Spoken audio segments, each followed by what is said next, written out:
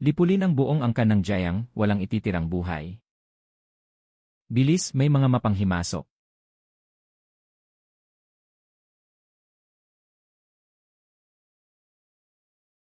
Bilis, protektahan ang Panginoon.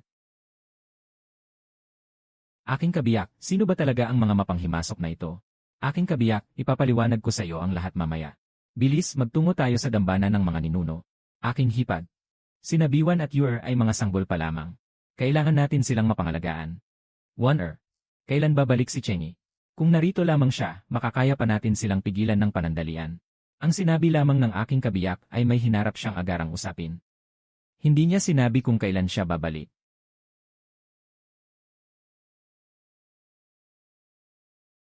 Panginoon, aking ginang, binibini, Panginoon, makikipaglaban ang iyong lingkod sa kanila hanggang kamatayan. Huwag kumilos ng padalos-dalos. Ang iyong tungkulin ay bantayan ng espada. Ang banal na espada ng Chaizhang. Tunay nga. Kapag ang espadang ito ay binunot, lahat ng espada ay yuyuko. Maaari nitong utusan ang sandaang mababangis na hayop at pamunuan ang siyam na lalawigan.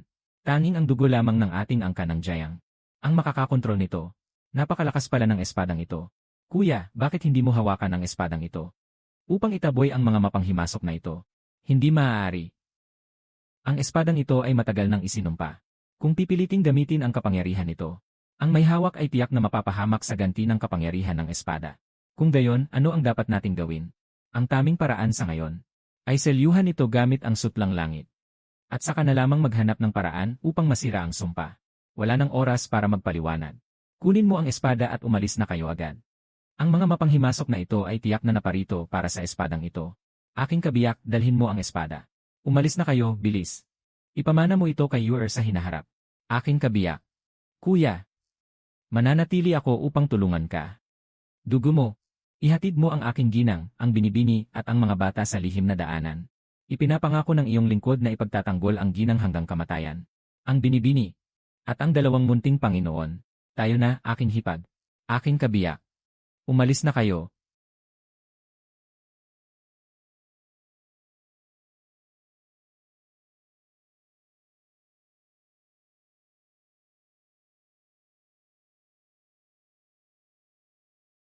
Jiang Lu. Ibigay mo ang espada ng Chaizhang. At hahayaan kitang mamatay ng buo ang katawan. Talunin mo muna ang espada sa aking kamay. Ang sining ng espada ng pamilya Jiang ay tunay ngang kahanga-hanga at tanyag.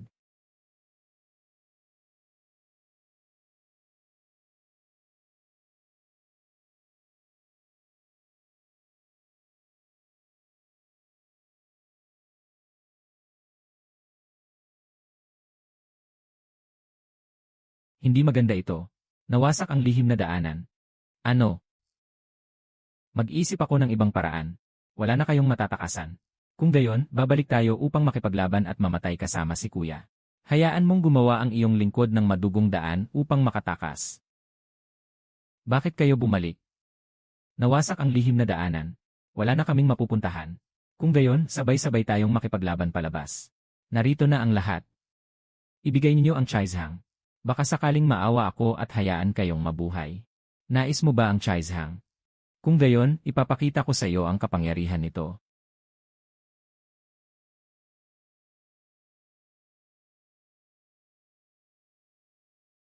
Nasa pamilya Jia nga talaga ang Chaizhang. Bilis, agawin ang espada.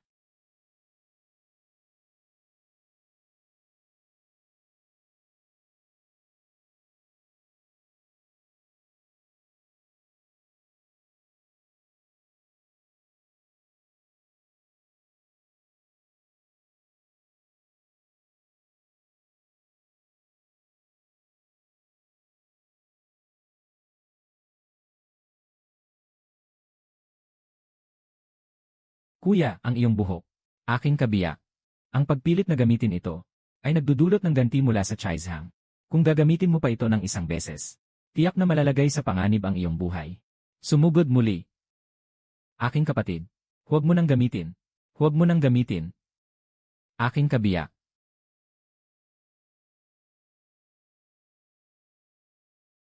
Magmadali ka, agawin mo ang espada. Aking hipag. One. Huminto ka.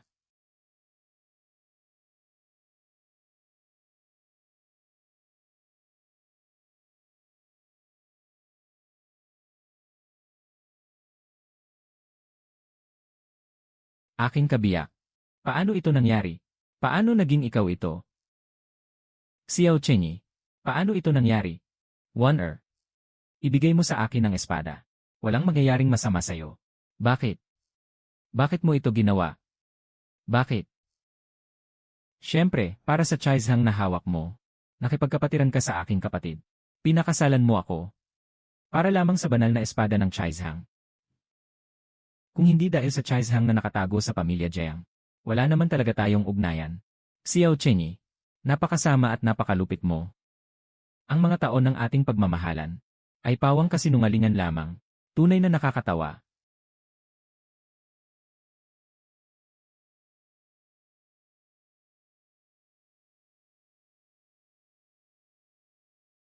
One. Kapatid na One. Binibini. Bakit kailangan pang umabot sa ganito? Sugod kayong lahat. Huwag mag-iwan ng buhay.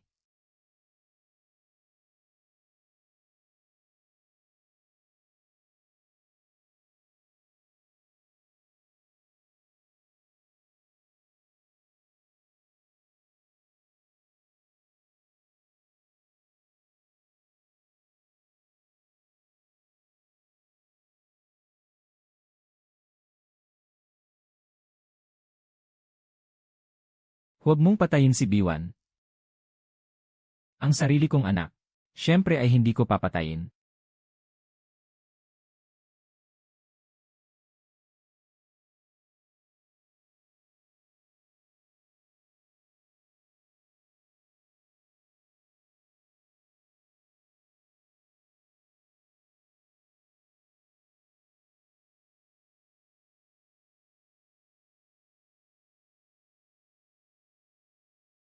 Ginang.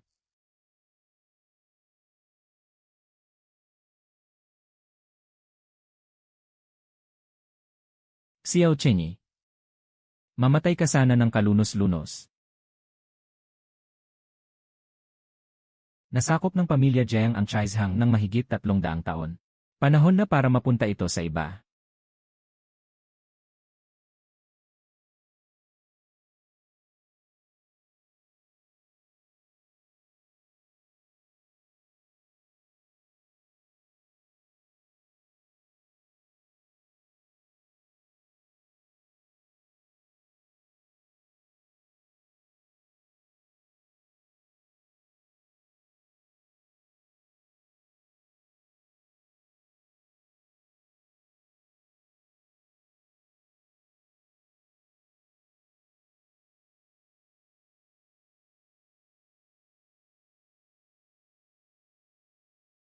Ang mga piraso ng Chaizhang ay sumanib na sa dugo ng pamilya Jiang. Xiao Chenyi. Kung papatayin mo sila, agad na maglalaho ang Chaizhang at mawawala sa mundo magpakailanman. Kung gayon, tatapusin muna kita.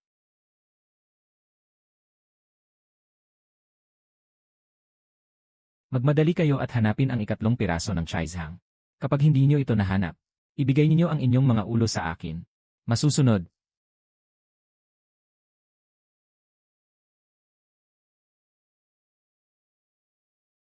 Ang piraso ay sumanib na sa pagitan ng kanyang mga kilay. Maaari nating subukang kunin ito gamit ang panlabas na puwersa.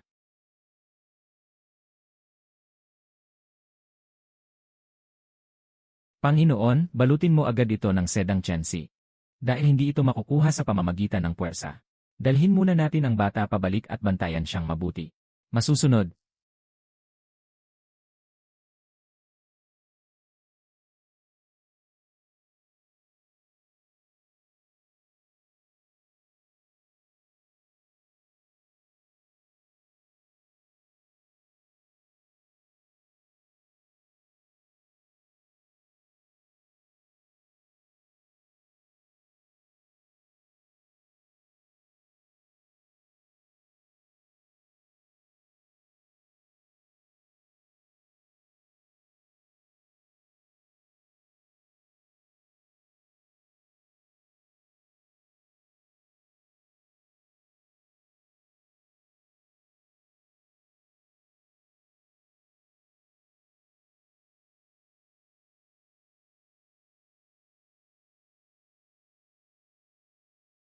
Ipinatatawag si Xiao Chenyi para sa isang pagdinig.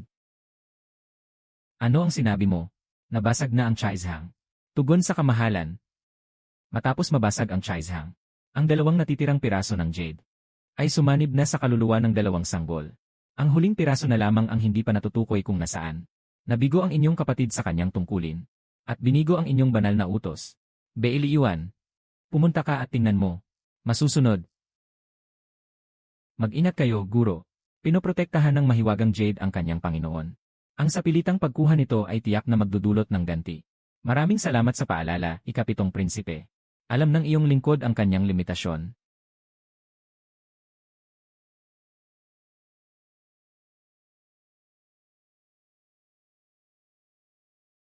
Kamahalan. Totoo ang sinabi ng ikapitong prinsipe. Ang espiritu ng jade na ito ay nakatali na sa kaluluwa ng sanggol. Kung kukunin ito sa pamamagitan ng puwersa, ang banal na sandata ay maglalaho magpakailanman. Sa iyong palagay, mayroon pa bang paraan upang malunasan ito? Ayon sa nakatala sa mga sinaunang kasulatan, ang sinaunang paraan ng pag-aalaga sa jade, kinakailangan ang pagpapakain mula sa daloy ng dugo, upang ang kaluluwa at espiritu ay ganap na magkaisa. Noong unang panahon, sina Ganjeng at Muye ay nag-alay ng sarili sa pugon, upang ang espada ay mabuo at maging isang walang katulad na banal na sandata. Ngayon, sa paggaya sa sinaunang paraan, gamit ang dalawang tao upang gabayan ang jade sa muling pagpanday. Ang kapangyarihan nito ay hihigit pa kaysa sa nakaraan. Subalit ano? Subalit kinakailangan ang 18 taon ng dahan-dahang pagbabad, bago ang kaluluwa ng tao at espiritu ng jade ay ganap na magsanib. Kung hindi sapat ang panahon, hindi ito ganap na magkakaisa. Mahihirapang mabuo ang banal na sandata. Ibig bang sabihin ay kailangan ko pang maghintay ng 18 taon? Mahal na emperador. Tunay nga po. Nasaan na ang ikatlong piraso ng jade sa kasalukuyan? Mahal na emperador. Noong mabasag ang banal na espada ng Chaizhang, ang huling piraso ng jade ay lumipad sa kalawakan at tuluyang naglaho sa hangganan ng bundok Qingmiao. Ang lupain ng bundok Qingmiao ay napakalawak at mapanganib. Nababalot ito ng makapal na ulap at hamog. Ako mismo ang namuno sa mga tauhan upang maghanap sa loob ng mahigit 1 buwan. Hinalughog ang lahat ng kabundukan. Ngunit wala pa ring natagpuan. Ang dalawang batang ito ay palalakihin sa loob ng palasyo. Agad kang bumalik sa bundok Qingmiao kasama ang iyong mga tauhan. Kahit hukayin mo pa ang lupa, hanapin mo ang kinaroroonan ng natitirang jade. Kamahalan, hindi maaari. Ang dalawang batang ito ay kailangang bumalik sa bayan ng Qingluo. Doon lamang magkakaroon ng pagkakataon na lumitaw ang ikatlong piraso ng jade. Ano ang iyong sinabi? Mahal na emperador, ang tatlong jade ay nagmula sa isang pinagmulan. Kapag naroon ang dalawa, saka lamang mapipilitang lumitaw ang ikatlong jade. Kamahalan, tunay ngang ganoon. Ang tatlong jade ay may isang pinagmulan. Mayroon ngang katotohanan sa kanilang pag-ugnayan. Kapag nahubog na ang kanilang mga katawan, maaari nating subukan ang paraan ng paglalapit sa kamatayan upang gisingin ang ugnayan ng espiritu ng jade, upang matagpuan ang ikatlong swan jade. Ito lamang ang tanging paraan na maaari nating gawin sa ngayon. Nakahanda akong pumunta sa bayan ng Qingluo upang pagaanin ang iyong alalahanin, kamahalan. Pinahihintulutan ko ang iyong kahilingan. Ngunit, ang pagpunta sa bayan ng Qingluo upang hanapin ang Chaizhang ay mahalaga para sa kapakanan ng ating kaharian. Ikapitong kamahalan. Ito ang pildoras ng Xisui, isang biyaya mula sa kamahalan. Kung maglilingkod ka ng may katapatan, magpapadala ako ng tauhan taon-taon upang ihatid ang lunas, upang matiyak ang iyong kaligtasan. Naaalala ko ang iyong katapatan sa kabila ng pagkawala ng iyong braso. Itinatalaga kita bilang Jingbian Huang upang bantayan ang bayan ng Qingluo. Pagkalipas ng 18 taon, ako mismo ang kukuha sa jade upang pandayin ang espada. Tinatanggap ko ang iyong utos. Maraming salamat sa iyong biyaya, aking kapatid na emperador. Kapag nahubog na ang kanilang mga katawan, at hindi mo pa rin natatagpuan ang jade, alam mo kung ano ang magiging kapalaran mo. Tandaan mo ito, ang titulong ito ng pagiging hari ay isang gantimpala na ipinagkaloob ko sa iyo. Ngunit maaari ko rin itong bawiin anumang oras. Tungkol naman sa dalawang batang ito, alagaan silang mabuti. Huwag mong hahayaang may mangyaring masama sa kanila. Masusunod po.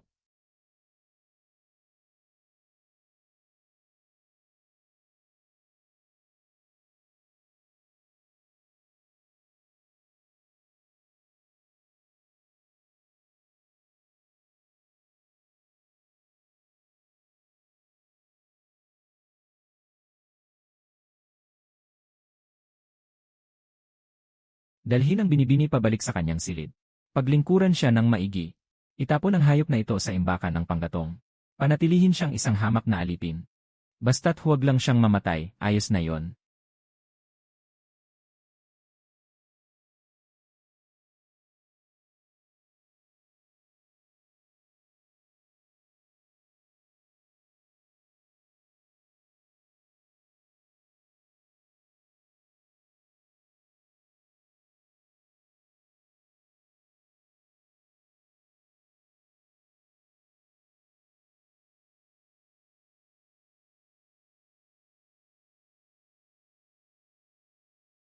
Ang panaginip na naman na yon.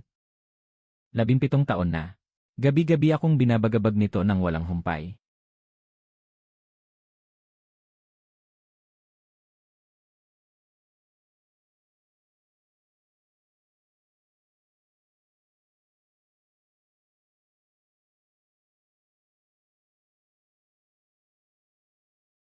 Mahal na Ginoo, maawa kayo, patawarin niyo ang aking buhay. Mga walang silbi. Hamak na alipin. Halika rito.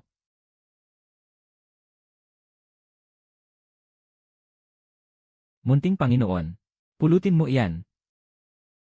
Mabuti ang aking kalooban ngayong araw. Kaya gagamitin kita sa aking pagsasanay sa espada upang pawiin ang aking pagkabagot. Ang hamak na ito ay walang alam sa sining ng pakikipaglaban. Kahit hindi mo alam, kailangan mong matuto. Kung hindi mo nais na masaktan ang iyong katawan, pulutin mo iyan ng buong pagsunod. Muli na naman niyang ibubuhos ang kanyang galit sa hamak na alipin.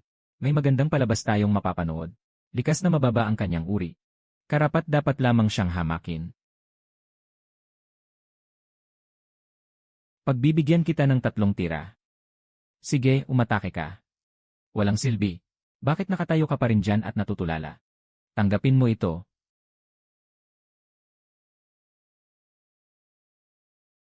Marunong ka lamang umiwas. Wala ka talagang silbi kahit kailan. Napakahusay ng sining sa espada ng munting Panginoon. Hindi nangangahas ang hamak na ito na lumaban. Kung ganoon, tumayo ka ng maayos at huwag kang gagalaw.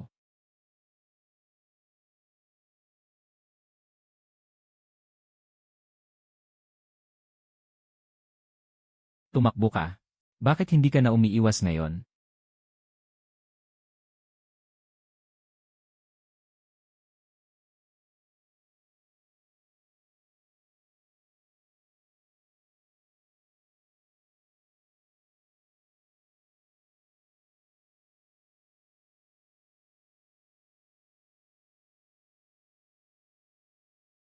Ako. Hindi ko sinasadya. May nasugatan. Sinugatan ng hamak na alipin ang munting Panginoon. Mahal na binibini, may masamang nangyari. Sinugatan ni Anu ang munting Panginoon sa lugar ng pagsasanay. At ngayon ay pinarurusahan na siya gamit ang pamalong pampamilya. Ano? Bugbugin niyo siya ng husto. Patayin niyo siya sa palo.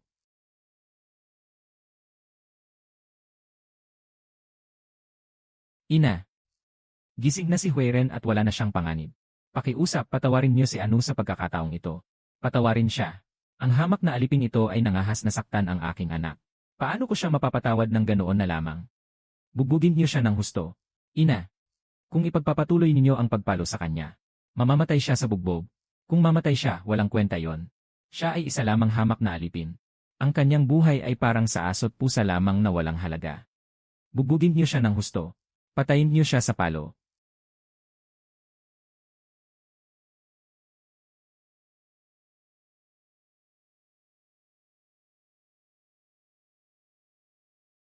Sinasapian siya. Sinasapian siya ng masamang espiritu. Ama, pakiusap, iligtas niyo si Anu. Mahal na Panginoon.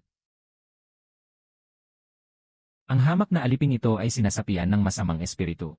Gumamit siya ng itim na mahika upang manakit ng tao. Lapastangan. Nangahas kayong maglapat ng sariling parusa sa loob ng aking pamamahay. Ngunit siya ang malubhang sumugat kay Hueren. Kailan pa naging ikaw ang nagpapasya sa loob ng tahanan ng Xiao? Mga kawal. Dalhin siya sa manggagamot. Tiyakin niyong mananatili siyang buhay.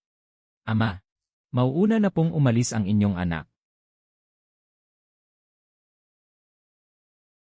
Ang nangyari ngayong araw. Kung sino man ang mangahas na magsalita tungkol dito, papatayin ng walang awa. Masusunod. Panginoon. Narito na si tagapangasiwang Lee. Papasukin siya sa silid-aklatan at doon maghintay. Magpapalit lamang ako ng kasuotan at susunod na ako. Masusunod. Ang inyong abang lingkod ay nagbibigay galang sa inyo, mahal na prinsipe. Tumayo ka na, hindi na kailangan ang labis na paggalang. Maraming salamat, mahal na prinsipe. Ano ang sadya ng iyong pagparito, mahal na tagapangasiwa? Mahal na Panginoon, 17 taon na ang nakalilipas nang ikaw ay sumumpa. Nagagamitin ang dugo ng pamilya Jiang upang alagaan ang hiyas sa loob ng 18 taon. Ngayon, ang itinakdang panahon ay malapit na. Inutusan ako ng kamahalan upang tanungin ang Panginoon. Kung mayroon bang anumang pagkakamali sa muling pagtitipon ng 3 hiyas, pakiusap, iparating mo sa aking kapatid na emperador, na hindi mabibigo ang inyong lingkod sa misyong ito. Narito na ang banal na kautusan. Ang utos ng kamahalan, binibigyan ng prinsipe ng Jingbian ng 1 buwan, upang tipunin ang 3 hiyas at ibalik ang mga ito sa kabisera. Kapag lumampas sa takdang panahon, babawiin ang iyong titulong pagkaprinsipe. Ituturing na isang karaniwang mamamayan, at kailanman ay hindi na muling paglilingkurin. Susunod ang inyong lingkod sa inyong utos. Panginoon, 11 buwan na ang nakalilipas mula nang ibigay ng kamahalan ang panlaban sa lason. 11 buwan na ang lumipas. Ang pildoras ng siswi sa loob ng iyong katawan ay tila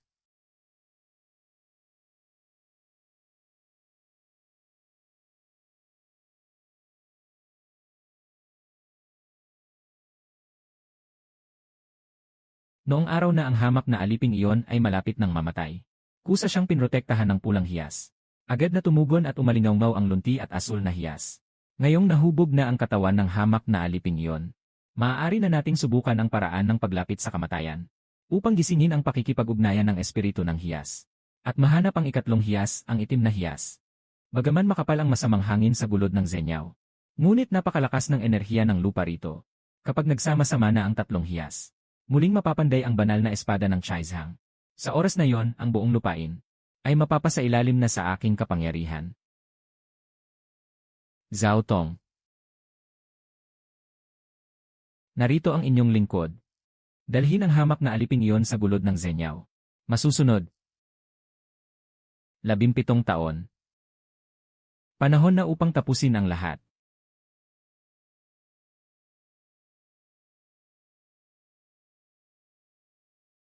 Hamak na alipin. Sa harap ng batang Panginoong ito, nagagawa mo pang hindi lumuhod at magbigay-pugay. Batang Panginoon. Napakahangal at walang silbi. Ano pa ang silbi ng iyong mga kamay? Huweren, tumigil ka. Huwag mong basta-basta hamakin ang mga katulong. Ate, bakit mo ba laging pinagtatanggol ang hamak na alipin ito? Ang mga alipin ay tao ring may damdamin at katawan. Ang malupit na pagtrato sa kanila ay makakasira sa dangal ng tanyag na pamilya Xiao. Hamak na alipin. Humanda ka sa akin.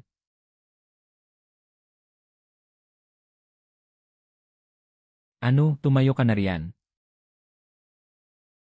Pierre, kumuha ka ng pinakamainam na gamot sa sugat. Masusunod, binibini.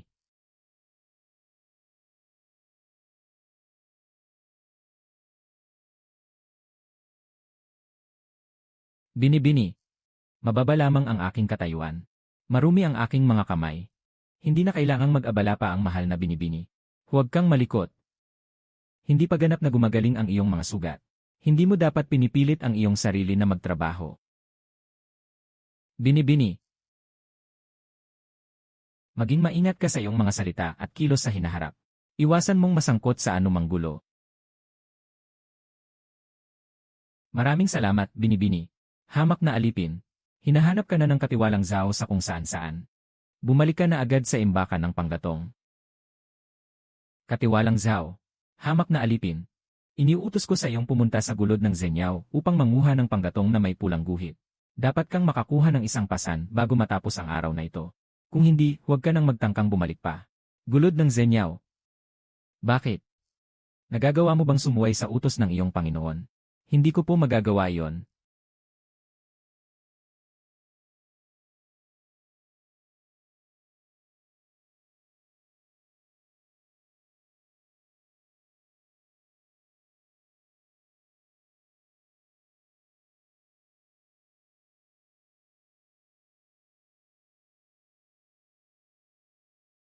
Hintayin nating makapasok siya sa pinakaloob ng gulod ng Zenyao. Itulak siya hanggang sa bingit ng bangin. Sugatan siya hanggang sa siya ay malapit ng mamatay. Hindi kailangang kitlin ang kanilang buhay. Pagkatapos ay magsiurong kayong lahat. Ang natitirang usapin. Ako mismo ang haharap. Panginoon. Sa loob ng 17 taon, nagpadala na kami ng 7 pangkat ng mga tao sa bundok. Ngunit lahat sila ay hindi na nakabalik. Masyadong mapanganib ang gulod ng Zenyao. Sundin ang aking utos. Huwag nang magsalita pa. Masusunod.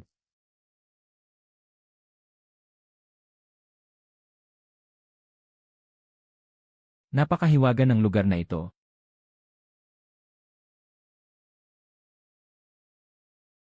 Napakakapal ng nakalalasong usok sa lugar na ito.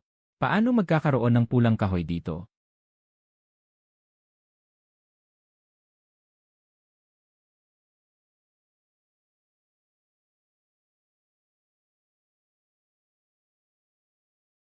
Sino ba talaga kayo?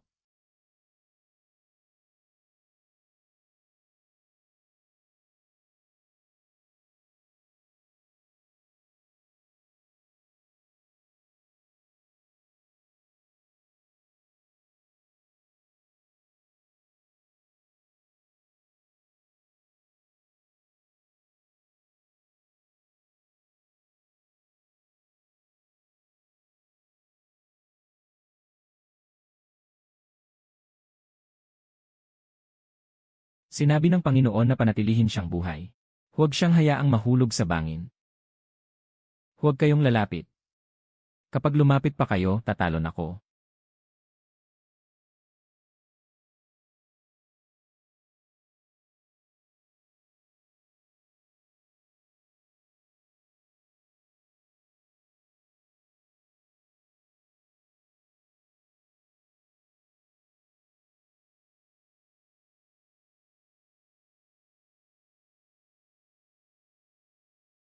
Panginoon, nagkulang po ang inyong alagad sa kanyang tungkulin. Magpapadala agad ako ng mga tao upang maghanap sa gilid ng bangin. Buhay man siya o patay, kailangang makita ang kanyang bangkay. Masusunod.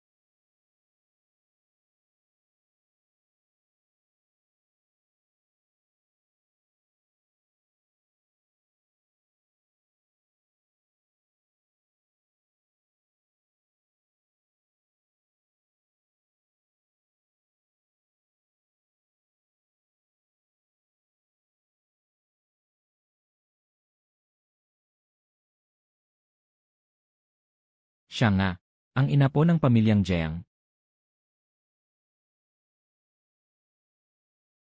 Mapanirang Soro, huwag kang mangahas na manakit.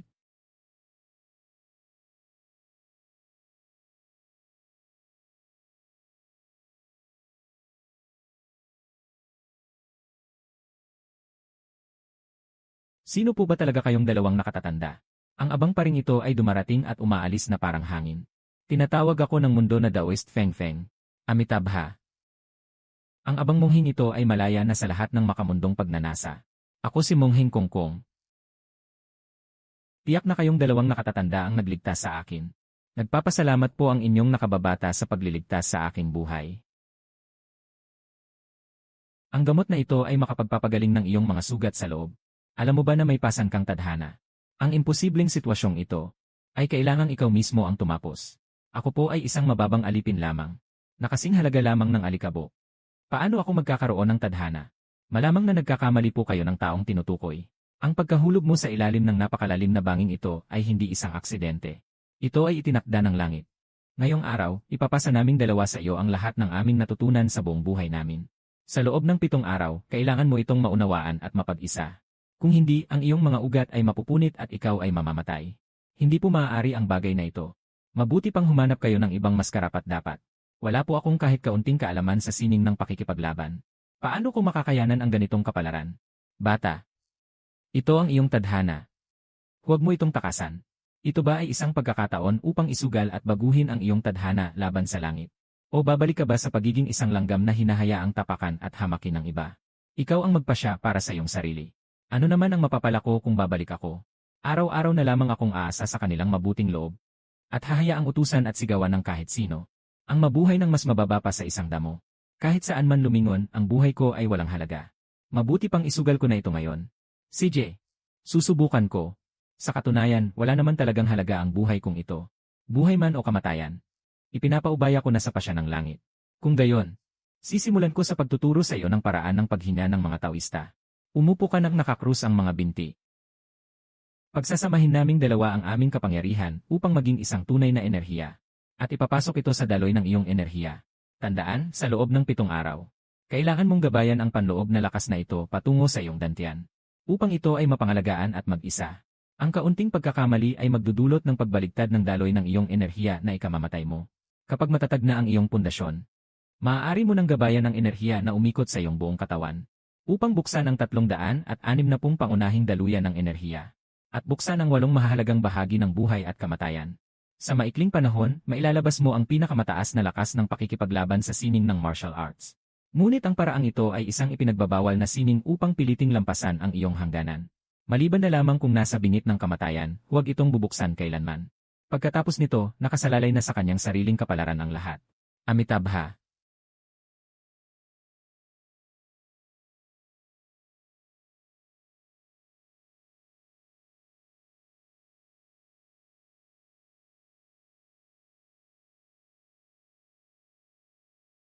Ito ay, gula-gulanit na ang iyong kasuotan. Bukas na ang iyong huling takdang panahon. Humayo ka sa lawas sa harapan at maglinis ng katawan. Pagkatapos ay isuot mo ang kasuotang ito. Kung ikaw man ay mamamatay, mamatay ka ng may kaunting dangal.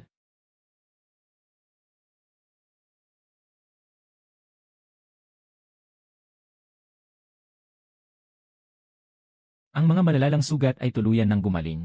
Maaari kayang ako ay nasa loob ng isang panaginip sa buong panahong ito.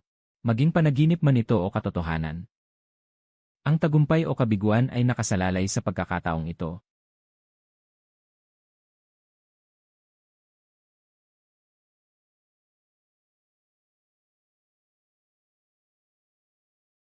Lumipas na ang 7 araw. Ang dalawang kapangyarihan ay hindi pa rin ganap na nag-iisa. Huwag kang magmadali. Mayroon pang isang yugto ng oras. Tahimik na hintayin ang natural nitong kaganapan.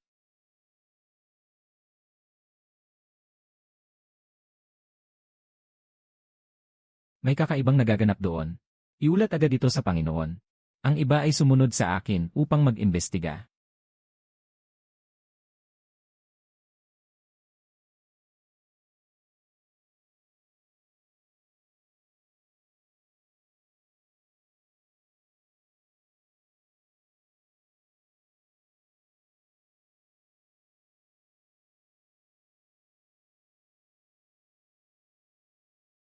Ano ito?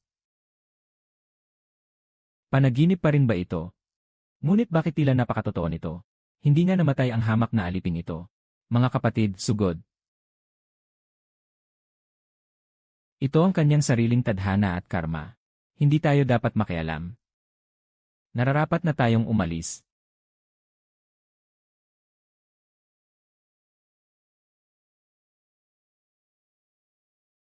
Ito ba ang kapangyarihan mula sa pagsasanib ng dalawang sining ng puso? Hindi ka pani-paniwala. Ang isang simpleng suntok ay may ganito katinding lakas. Napakarami ng mga kaaway. Hindi ko pa ganap na nakokontrol ang kapangyarihang ito. Mas mabuting tumakas muna upang iligtas ang aking buhay.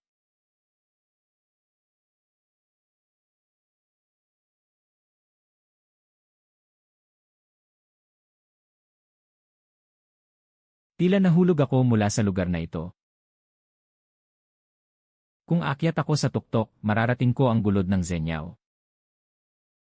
Bakit walang humpay ang paghabol sa akin ng mga taong ito? Sino ba talaga sila? Hindi. Tinawag nila akong hamak na alipin. Ang mga nakakaalam lamang ng tawag na yon. Sila kaya ay mga tauhan mula sa mansyon ng Xiao. Tingnan ninyo. Nandoon ang hamak na alipin. Bilis. Hulihin siya. Si Xiao Cheninga. Kailangan kong tumakbo.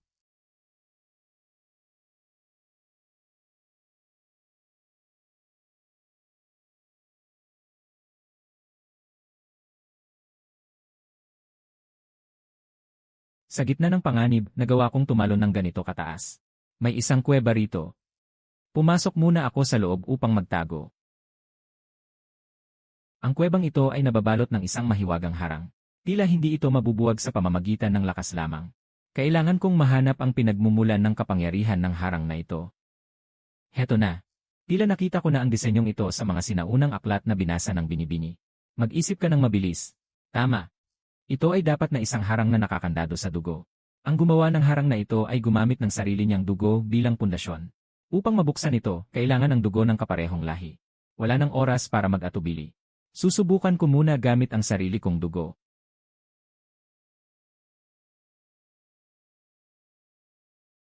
Lapastangan. Tingnan natin kung saan ka pa makakatakas. Panginoon, mag-iingat kayo. Ang lapastangang iyon.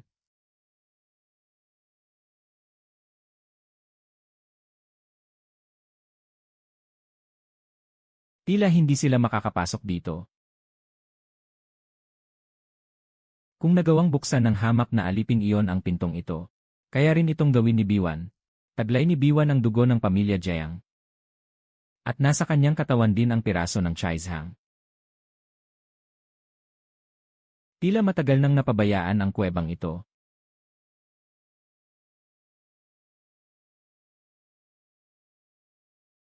Bagaman ito ang aking unang pagkakataon dito. Bakit tila napakapamilyar nito sa akin? Tunay na may nakatagong ganda sa loob ng kuwebang ito.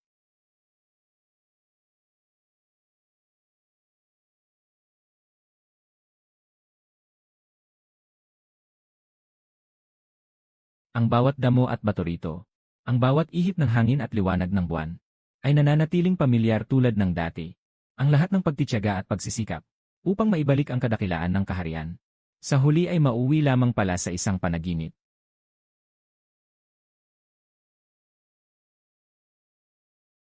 Malapit na ang aking huling sandali.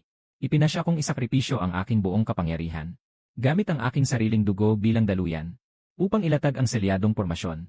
At ikulong ang natitirang kaluluwa magpakailanman sa loob ng yungib na ito. Pagkalipas ng 100 taon, kung may inapon ng pamilyang Jiang na mapadpad dito sa pamamagitan ng tadhana, sisirain ko ang pormasyon upang pawiin ang kapahamakan. At tutulong na alisin ang sumpa ng pamilyang Jiang sa bawat henerasyon. Ano ang nangyayari?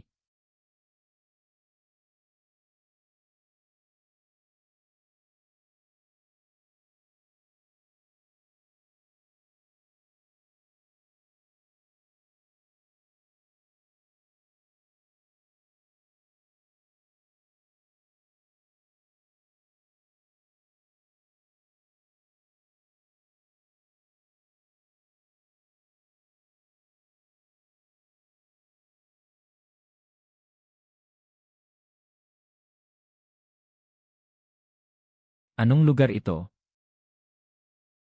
Sino ka?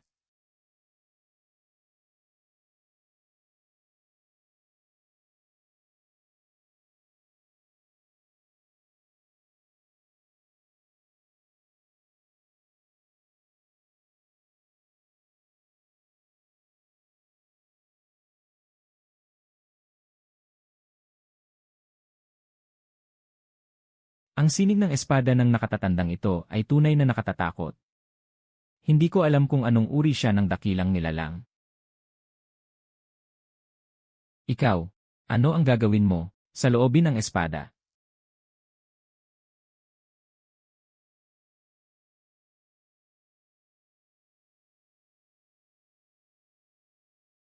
Ilabas mo ang iyong buong lakas. Muli.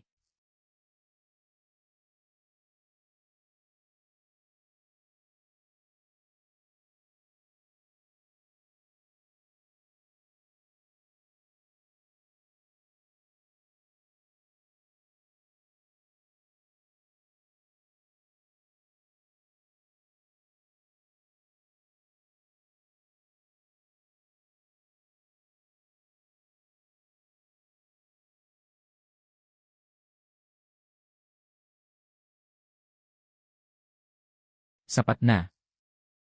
Nakuha mo na ang mga pangunahing kaalaman sa sining ng espadang ito. Basta't magsanay ka ng mabuti. Makatutulong ito sa iyo na malampasan ang mga pagsubok. Maaari ko bang malaman kung sino kayong dakilang nilalang, nakatatanda? Hindi na kailangang alamin ang aking pangalan.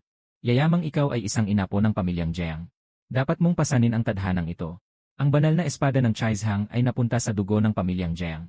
Ito ay isang dakilang pagkakataon upang bumangon laban sa langit. At isa ring sinaunang sumpa na gumagapos sa mga henerasyon. Kung wawasakin mo ang mga tanikala ng tadhana, o lulubog sa kapahamakan ng tadhana, ang pagpili sa landas sa hinaharap, ay nakasalalay sa iyong sariling puso at kapalaran. Ang espadang hawak mo ay tinatawag na espada ng Zoxi. Ito ay sa iyo na mula ngayon.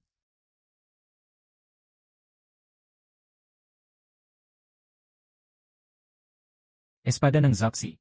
Paano ako nakatulog? Tila na naginip ako kanina.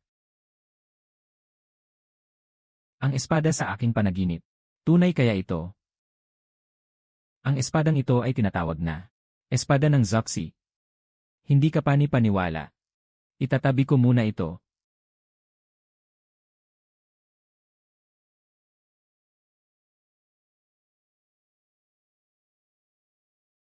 Binibini.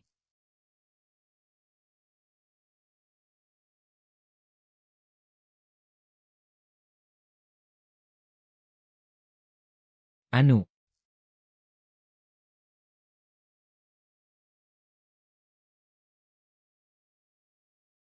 Binibini. Ano pong nangyari sa inyo? Napanaginipan kong nahulog si Anu sa bangin. Binibini. Lagi na lang po kayong binabangungot nitong mga nakaraang araw. Si Anu. Mula pagkabata. Sa tuwing nag-aalala kayo sa kanya. Hindi ba't palagi naman siyang nagiging maayos sa huli? Iba ang pagkakataong ito. 7 araw na siyang nakaalis. Ngunit wala man lang balita tungkol sa kanya. Binibini. Matigas ang buhay ni Anu bata pa lang. Nalimutan niyo na ba? Isang taglamig, ninais niyo ang pulang bulaklak ng plum. Hinarap ni Anu ang niebe. At umakyat sa bundok sa likod ng bayan upang mamitas. Puno siya ng dugo nang bumalik siya. Umiyak kayo ng labis. Ngunit hindi ba't naging maayos din naman siya sa huli? Binibini. Heto. Anu.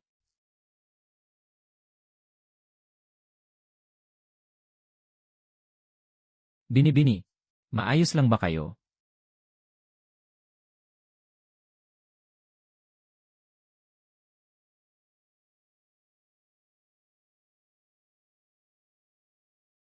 Hindi ka isang alipin. Heto. Hindi pa ganap na gumagaling ang iyong mga sugat. Maging maingat ka sa iyong mga salita at kilos sa hinaharap. Iwasan mong masangkot sa gulo. Mula pagkabata. Tanging ang binibini lamang ang nagtrato sa akin bilang tao. Binibini. May mahalagang bagay na nais ipabatid si Katiwalang Zhao. May nangyari bang masama? Tayo na. Binibini. Nasa panganib ang Panginoon sa bundok Kinyaw. Kailangan niyong magtungo roon agad. Paanong nangyari ito? Tayo na. Binibini, mag-iingat kayo.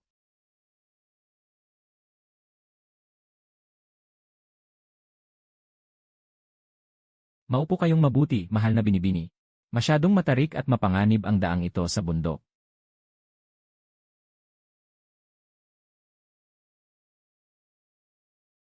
Sino yan? Sino ang nagkukunwaring multo at nananakot?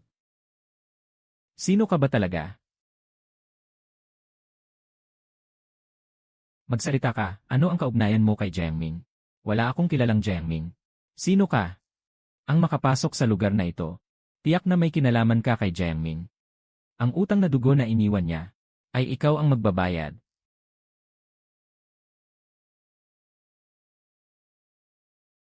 Xuanjin, huwag mong sasaktan ang taong ito. Lapastangang bata, huwag kang makialam sa mga gawain ko. Binibini, ayos ka lang ba? Maaari kong palampasin ang ibang bagay. Ngunit ang isang ito ay poprotektahan ko. Ganoon ba? Kung gayon, subukan mo. Ginoo, bilisan mo, umalis ka na. Ang babaeng ito, hindi kaya isa siyang masamang espiritu.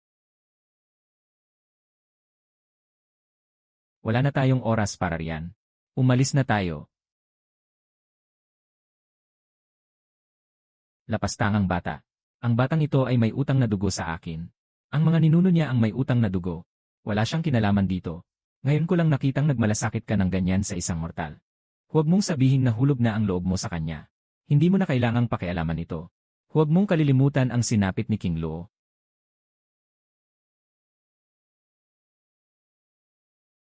Tila may kakaibang karamdaman ang binibining ito. Hindi magandang iwanan siyang mag-isa rito. Mas mabuting isama na natin siya.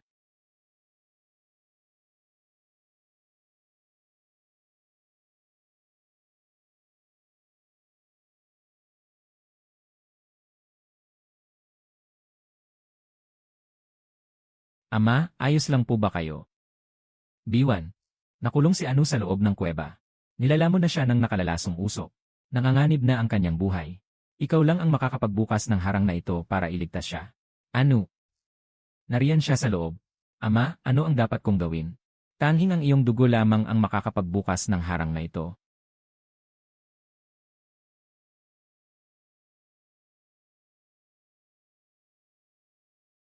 Anu. Magiging maayos din ang lahat, pangako.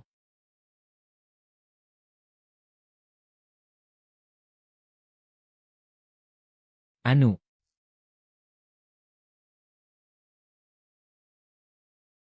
Binibini. Paano kayo nakarating dito? Anu. Ayos ka lang ba? Huwag kayong mag-alala, binibini. Ligtas ako. Ama. Ano po ang ginagawa ninyo?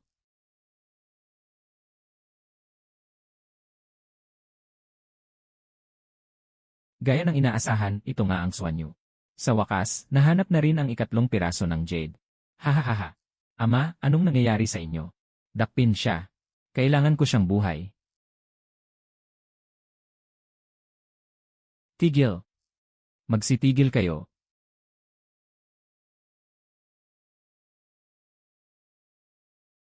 Huwag na kayong maglaban. Kailan pa natutong mag-martial arts ang hamak na aliping ito? Magsitigil na kayo. Ama, patigilin niyo po sila. Huwag na kayong maglaban. B1. Wala ka ng kinalaman dito. Zhao Tong, ilayo mo rito ang binibini. Huwag kayong lalapit. Ama. Nakikiusap ako, itigil niyo na ito. Binabantaan mo ba ako? Paalisin niyo sila. Umalis na kayo. Bilisan niyo. Binibini. Kung aalis ako, paano na kayo? Hindi ako sasaktan ng aking ama. Bilisan niyo.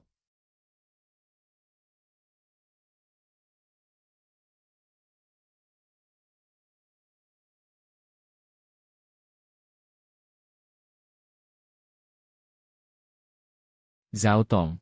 Bantayang mabuti ang binibini. Ibilanggo siya sa loob ng mansyon.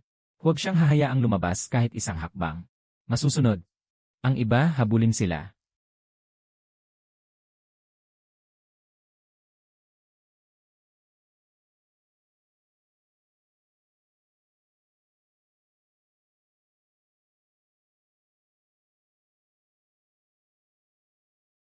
Tingnan nyo, naroon sa harap ang hamak na alipin iyon.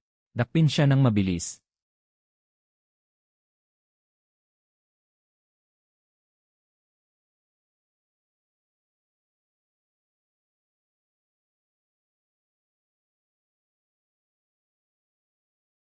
Hamak na alipin. Kahit magkaroon ka pa ng mga pakpak, hindi ka na makakatakas ngayon. Xiao Chenyi, bakit hindi mo ako tinatantanan sa paghabol? Ano ba talaga ang iyong balak? Isama ang binibining ito. At sumama sa akin pabalik sa palasyo ng hari. Malalaman mo rin ang lahat. Huwag kang umasa. Ayaw mo sa santong dasalan, gusto mo sa santong paspasan. Dakpin silang lahat. Kailangan ko silang buhay.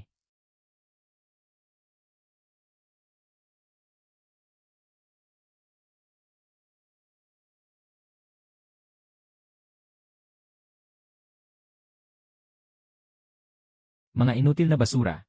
Kailangan ko pa palang kumilos ng personal.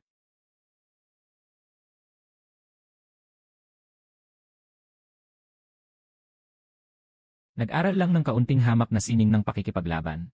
Ay nangangahas ka pang lumaban hanggang kamatayan. Dakpin siya. Sandali. Sasama ako sa iyo pabalik. Pakawalan mo ang binibining ito. Hahaha. Pakakawalan siya. Ikaw na hamak na alipin, tila hindi mo pa alam kung gaano siya kahalaga, hindi ba? Dakpin silang lahat. Masusunod.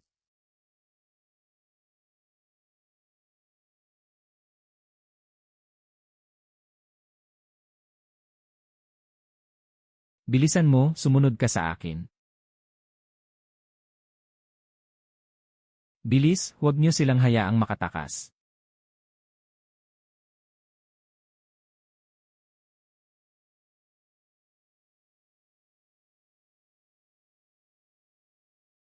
Magpahinga muna tayo rito. Hindi muna sila makakahabol sa atin sa ngayon. Ginoo. Ako. Ayos na ang lahat. Wala akong intensyong bastusin ka. Patawad. Iniligtas ako ng Ginoo. Paano mo nasabing pambabastos iyon? Ang nakalalasong usok kanina ay pansamantalang pipigil sa inyong panloob na lakas. Inumin niyo na agad ang panlaban sa lason. Hindi pa po kami nakakapagpasalamat sa pagliligtas niyo sa aming buhay, nakatatanda. Maaari ko bang malaman ang inyong kagalang-galang na pangalan? Tunay ngang kayo ang munting Panginoon. Ang inyong lingkod, si dugo mo. Nagpupugay sa munting Panginoon. Nakatatanda, ano po ang ibig ninyong sabihin? Tumayo po kayo, pakiusap. Nakatatanda, tila nagkakamali po kayo ng kinikilala. Ako ay isa lamang hamak na alipin. Hinding-hindi magkakamali ang inyong lingkod. Ang marka ng pakikipamuhay sa lipi ng mga soro sa iyong dibdib ay ang natatanging patunay ng dugong bughaw ng pamilya Jiang. Hindi kayo isang alipin. Kayo ang nag-iisang tagapagmana ng dugong Jiang. Jiang Yu. Nakatatanda, hindi ko po maintindihan ang inyong sinasabi. Anong pamilya Jiang? Jiang Yu. Ang lahat ng ito ay nagsimula 20 taon na ang nakalilipas. Si Xiao Chenyi, dala ang kanyang mapanirang ambisyon, ay palihim na pumasok sa bayan ng Qingluo. Sinadya niyang mapalapit sa inyong ama. Nagpanggap siyang kaibigan at itinuring siyang parang tunay na kapatid. Nagkunwari siyang mapagkumbaba at mabuting tao. Unti-unti niyang nakuha ang tiwala ng bawat isa sa pamilya Jiang. Wonder. Nais kong ipakilala sa iyo ang bago kong kapatid sa sumpaan. Nagpupugay sa binibini. Kinalaunan, upang mapakasalan ang inyong tiyahin. Kusa siyang pumasok sa pamilya Jiang bilang manugang. 1 taon matapos ang kasal. Nanganak na. Ang inyong tiyahin ay nanganak ng isang binibini. Ang madam naman ay nanganak ng isang munting Panginoon. Ang mga sanggol ng dalawang pamilya ay isinilang sa parehong araw. Dapat sana ay isa itong masayang pagdiriwang para sa buong pamilya. Ngunit walang sinuman ang nakapag-akala. Matapos ang 1 buwan mula nang isilang ang dalawang sanggol. Personal na pinamunuan ni Xiao Chenyi ang isang malaking pangkat ng mga tapat na kawal upang pasukin ang mansyon ng pamilyang Jiang. At pinaslang ang buong angkan ng Jiang sa loob lamang ng isang gabi. Kalunos-lunos ang pagkamatay ng Panginoon. Sumakabilang buhay din ang may bahay. Ang lahat ng 31 miyembro ng angkan ng Jiang ay walang awang pinagpapatay. Maging ang kanyang sariling asawa ay hindi rin nakaligtas sa kanyang malupit na kamay. At ang kanyang mga pakana at pagpapanggap sa loob ng maraming taon ay para lamang maagaw ang banal na kayamanan na pinoprotektahan ng pamilyang Jiang sa loob ng maraming henerasyon. Ang banal na espada ng Chaizhang. Si Xiao Chenyi. Pinatay niya ang buong pamilya ko. Totoo ba ito? Ang bawat salita ng iyong lingkod ay katotohanan. Walang kasinungalingan.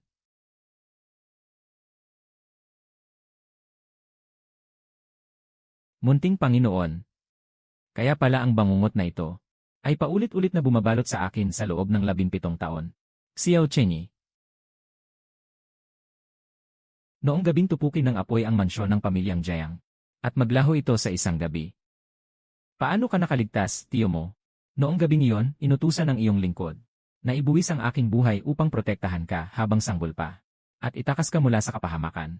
Ngunit napakarami ng mga kaaway. Malubha akong nasugatan ng mga lalaking nakaitim. At nawalan ng malay sa gitna ng naglalagablab na apoy. Doon ko tuluyang naiwala ang pagkakataong iligtas ka. Kalaunan, nagising ako dahil sa hapdi ng apoy na tumutupok sa akin. At ang taming nakita ko na lamang ay mga guho. At ang mga bangkay ng ating mga kamag-anak. Parang nababaliw akong naghanap sa gitna ng mga abo. Ngunit hindi kita matagpuan.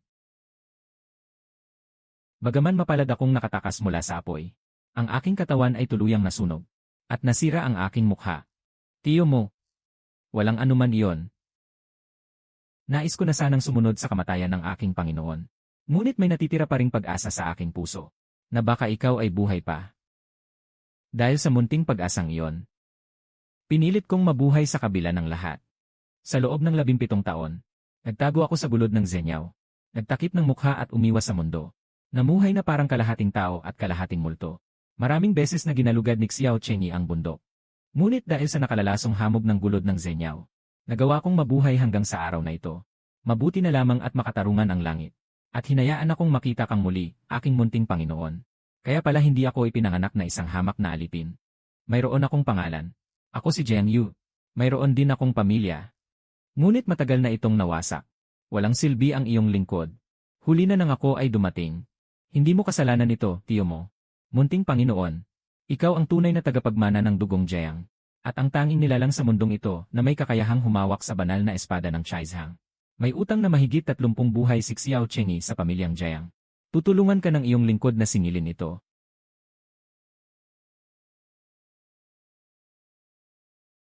Batid mo na ang iyong sariling paghihiganti. Ngunit hindi mo alam ang pinagmulan ng lahat ng ito. Ito ay itinakda na noon pang 300 taon ang nakalilipas. 300 taon na ang nakalilipas. Ang Chaizhang ay isang sagradong kagamitan na ginamit ng Emperador Huangdi sa pag-aalay sa mga bundok at ilog. Noong sinaunang panahon, inutusan ang 3 engkantadong soro ng Qingqiu. Sina Bailian, King Luo, at Xuanjin. Nabantayan ito sa bawat henerasyon. 300 taon na ang nakalilipas. Haharapin na sana ni Bailian ang pagsubok ng langit. Bagaman mataas ang kanyang kapangyarihan, wala siyang sapat na katiyakan na makaliligtas. Upang masiguro ang kanyang tagumpay, lihim siyang nakipagkasundo sa iyong ninuno na si Jiang Yi. Kasunduan. Ibinigay ni Bai Yu ang espiritual na embryo ng Chaizhang kay Jiang Yi, upang tulungan ang pamilyang Jiang na pandayin ang banal na espada, at itatag ang dakilang Qi. Bilang kapalit, ang bawat henerasyon ng direktang linya ng dugo ng pamilyang Jiang ay mababawasan ang haba ng buhay, upang pasanin ang ganti ng makalangit na kaparusahan para kay Bai Yu. Walang sinuman sa kanila ang mabubuhay ng lampas sa 36 na taon. Ang marka ng puting lobo sa iyong dibdib ay ang selyo ng kasunduang ito. Matapos pabagsakin ng pamilyang Xiao ang dakilang Qi, ang koronang prinsipe na si Jiang Ming ay tumakas patungong bundok King Miao dala ang Chaizhang. Habang malubhang sugatan, nakatagpo niya si King Luo. Iniligtas siya ni King Luo at dinala si Jiang Ming sa kanyang yungib upang doon magpagaling. Nang gumaling na ang mga sugat ni Jiang Ming,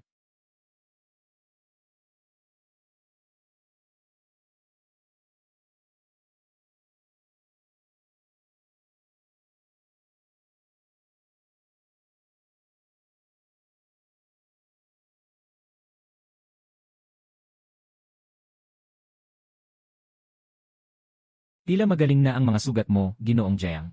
Mas lalo pang naging mahusay ang iyong sining sa espada. Ang lahat ng ito ay dahil sa tulong mo, binibining King Luo. Kung gayon, ano ang iyong mga balak sa hinaharap, Ginoong Jiang?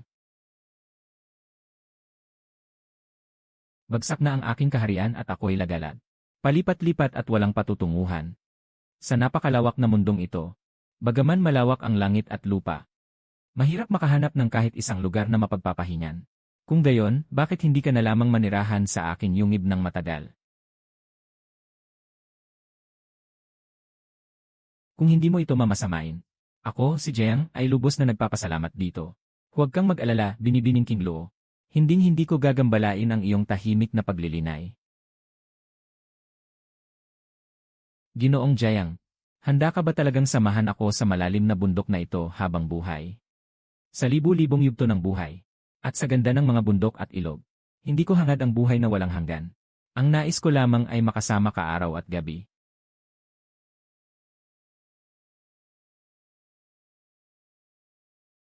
2 taong gumagamit lamang sa isa't isa. Ngunit nahulog ang puso ni King Luo sa isang mortal, at tuluyang nabulag sa pag-ibig. Nais gamitin ni Jiang Ming si King Luo upang muling itatag ang kanyang kaharian at maghiganti. Nagsisinungaling ka. Ang espada ng Chaizhang ay tanging ang may dugong Jiang lamang ang makakapagpaamo. Hawak ang espada. Yuyuko ang libu-libong espada. Susunod ang mga espiritual na hayop, at mapapasailalim ang buong lupain. Bakit ko pa kakailanganin ang tulong ni King Luo? Alam mo pala ang lihim ng Chaizhang. Narinig ko itong nabanggit ng aking Panginoon noon. Dahil alam mo ang pinagmulan ng bagay na ito, dapat mong maunawaan na ang lahat ng kaguluhang ito ay nagsimula dahil sa Chaizhang. Noong tinatangka ni Bai Yu na lampasan ang kaparusahan, palihim siyang nilusob ni Xuanjin upang agawin ang kanyang panloob na elixir, na naging sanhi ng pagkakawatak-watak ng kaluluwa ni Bai Yu. Matapos mamatay ni Bai Yu, sina King Luo at Xuanjin ay nagkaroon ng matinding alitan ng dugo mula noon. Bagaman hawak ni Jiang Ming ang Chaizhang, siya ay teenager pa lamang noon. Mababa pa ang kanyang antas ng paglilinay. Kaya hindi niya makontrol ang Chaizhang upang utusan ang mga espiritual na hayop. Nais niya ang panloob na elixir ni King Luo upang palakasin ang kanyang kapangyarihan. At si King Luo naman, ay nais gamitin ang kamay ni Jiang Ming upang paslangin ang isang tao. Sino? Si Xuanjin. Mababa ang antas ng paglilinay ni Xuanjin. At labis siyang naiinggit kay Bai Yu. Isang araw. Habang naglalaban sina King Luo at Xuanjin, pareho silang malubhang na sugatan. Sinalantala ni Jiang Ming ang pagkakataon. At tinarakan ng espada ang dibdib nilang dalawa. Upang agawin ang kanilang mga panloob na elixir. Ipinagkanulo si King Luo ng kanyang pinakamamahal. Mas pinili pa niyang wasakin ang sariling panloob na elixir. Kaysa hayaang makuha ito ni Jiang Ming. Jiang Ming, ang utang mo sa akin, ay babayaran mo gamit ang buhay ng buong pamilya mo. Unti-unti. Bago siya mamatay. Sa ngalan ng diwatang Soro ng King Qiu, igagawad ko ang sumpa ng dugo. Ang dugong nananalaytay sa angkan ng Jiang. Ang sinumang magtangkang gumamit ng banal na espada ng Chaizhang, ay tiyak na makararanas ng ganti ng kapangyarihan nito. Sa pinakamagaan, ikli ang buhay at masasawi. At sa pinakamalala, magkakadurog-durog ang kaluluwa. Kaya pala noong humawak ang aking Panginoon ng espada at umatake ng 3 beses noon, ay agad siyang kinain ng sumpa nito. At tuluyang nawasak ang kanyang mga daluyan ng lakas. Ang aming angkan ng Jiang, upang mapag-arian lamang ang banal na espada ng Chaizhang, ay nagbuwis ng napakabigat na kabayaran. Binibining King Wu. May paraan ba upang masira ang sumpang ito? Nang mabasag ang banal na espada ng Chaizhang, ang sumpa ng King Luo ay tuluyan ng naglaho. Kapag nagsama-sama ang 3 piraso ng jade, at muling pandayin ang banal na espada ng Chaizhang, upang maibalik ito sa bundok King Miao, at maibalik ang espada sa kanyang pinagmulan. Ang kasunduang pinagkasunduan ng angkan ng Jiang at ni Bailian, ay natural na mawawalan na rin ng bisa. Ang 3 jade, noong inagaw ni Xiao Chenyi ang espada noon, ang banal na espada ng Chaizhang ay nabasag sa 3 piraso. Ang isang piraso ay pumasok sa noo ng munting Panginoon. Ang isa naman ay napunta sa loob ng katawan ni Xiao Biwan. At ang huling piraso ay lumipad patungo sa tuktok ng King Miao, na hindi na nalaman kung saan napunta. 17 taon itong hinanap ni Xiao Chenyi. Ngunit wala siyang nahanap kahit ano. Ang 4 piraso ay nasa akin. Sino ka ba talaga? Ginoong Jiang. Naaalala mo pa ba ang nangyari 12 taon na ang nakalilipas? Sa gitna ng malakas na pag-ulan ng nyebe, sa paanan ng bundok King Miao, may iniligtas ka bang isang puting soro? Naaalala ko. Kung magpapatuloy pa ang labanang ito, hindi makakayanan ng katawang lupa ang 2 kaluluwa. Ang katawang ito ay dapat na sa akin talaga. Malapit nang maputol ang mga daluyan ng lakas. Huwag mo nang sayangin ang iyong lakas. Umalis ka, huwag mo nang pangarapin pa. Munting Soro, ano ang nangyari sa iyo?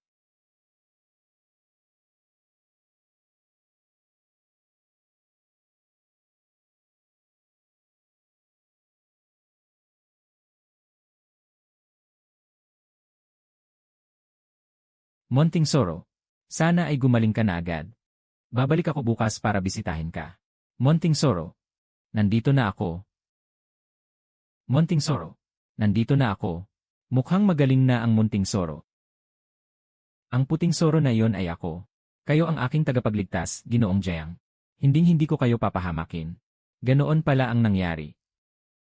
Ako si King Wu, isang espiritong Soro ng King Qiu. 300 taon na ang nakalilipas. Matapos malubhang masugatan si Xuanjin ni Jiang Ming, ang kanyang natitirang kaluluwa ay nagpalutang-lutang. At nagkataong pumasok sa akin noong nagsisimula pa lamang akong magsanay. Ang kanyang kaluluwa ay nakihati sa aking katawan upang mabuhay, na naging dahilan upang mabilis na lumakas ang aking kapangyarihan. At ang kanyang mga alaala ay naiwan din sa aking isipan. Habang lumalakas ang aking kapangyarihan sa paglipas ng mga araw, lalo ring lumalakas ang kaluluwa ni Xuanjin. Isang gabi ng kabilugan ng buwan, hindi ko na nakayang pigilan ang lakas ni Xuanjin, kaya tuluyan niyang nasakop ang aking katawan. Noong araw na iyon sa kuweba ng King Luo, si Xuanjin ang gumagawa ng gulo. Mula noon, nalubog ako sa walang katapusang pakikipag-agawan kay Xuanjin. Araw-araw kong tinitiis ang sakit ng tila pinupunit na kaluluwa. Sa ngayon ay kaya ko pa siyang pigilan. Ngunit kung hindi ko agad maihihiwalay si Xuanjin sa akin, natatakot akong darating ang araw na tuluyan ng agawin ni Xuanjin ang aking katawan, at tuluyan ng maglalaho ang aking kaluluwa. Binibining King Wu. Ayos lang ako. Mula nang bumaba ang Chaizhang sa bundok, naglaho ang espiritual na enerhiya ng bundok King Miao.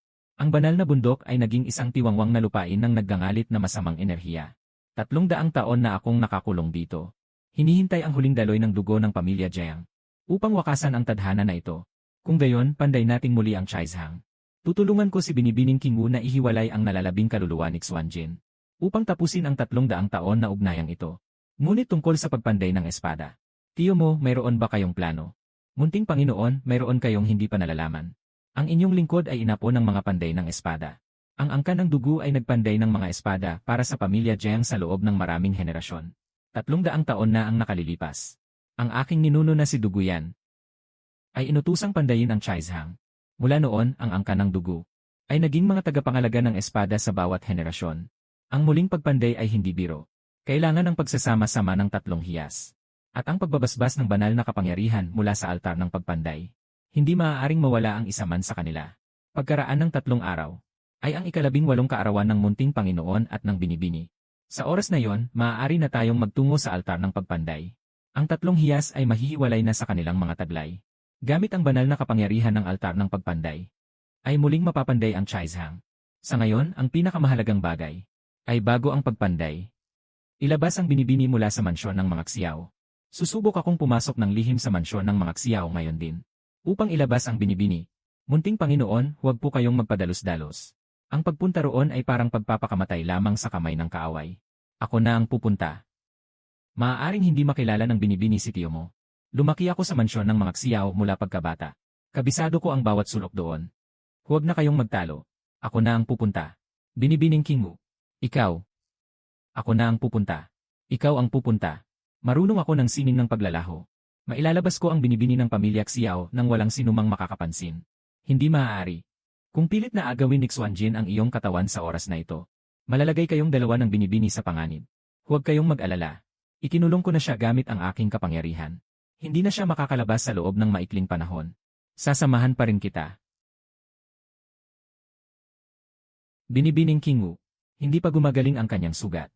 Ang pagpunta niya ay pagpapakamatay lamang. Ako ang magliligtas kay Xiao Biwan. Sasamahan kita. Huwag na. Manatili ka rito at bantayan siya. Sige, ganoon na nga. 10,000 mula rito patungong Hilaga. Ay ang aking pinagtataguan. Kung matagumpay na mailalabas ng binibini ang ating binibini, maaari niyo akong hanapin doon. Mabuti kung gayon. Kailangan ko ring hiramin ang bagay na ito. Ipinagkakatiwala ko ito sa'yo. Binibining King Wu.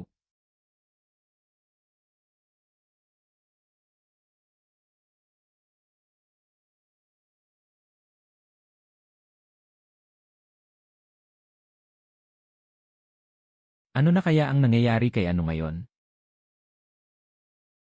Sino ka? Binibini, huwag kang matakot. Narito ako upang dalhin ka kay ano. Huwag kang lalapit. Huwag kang lalapit. Paano ako maniniwala sa'yo? Magtiwala ka sa akin. Kailangan ka ni ano ngayon.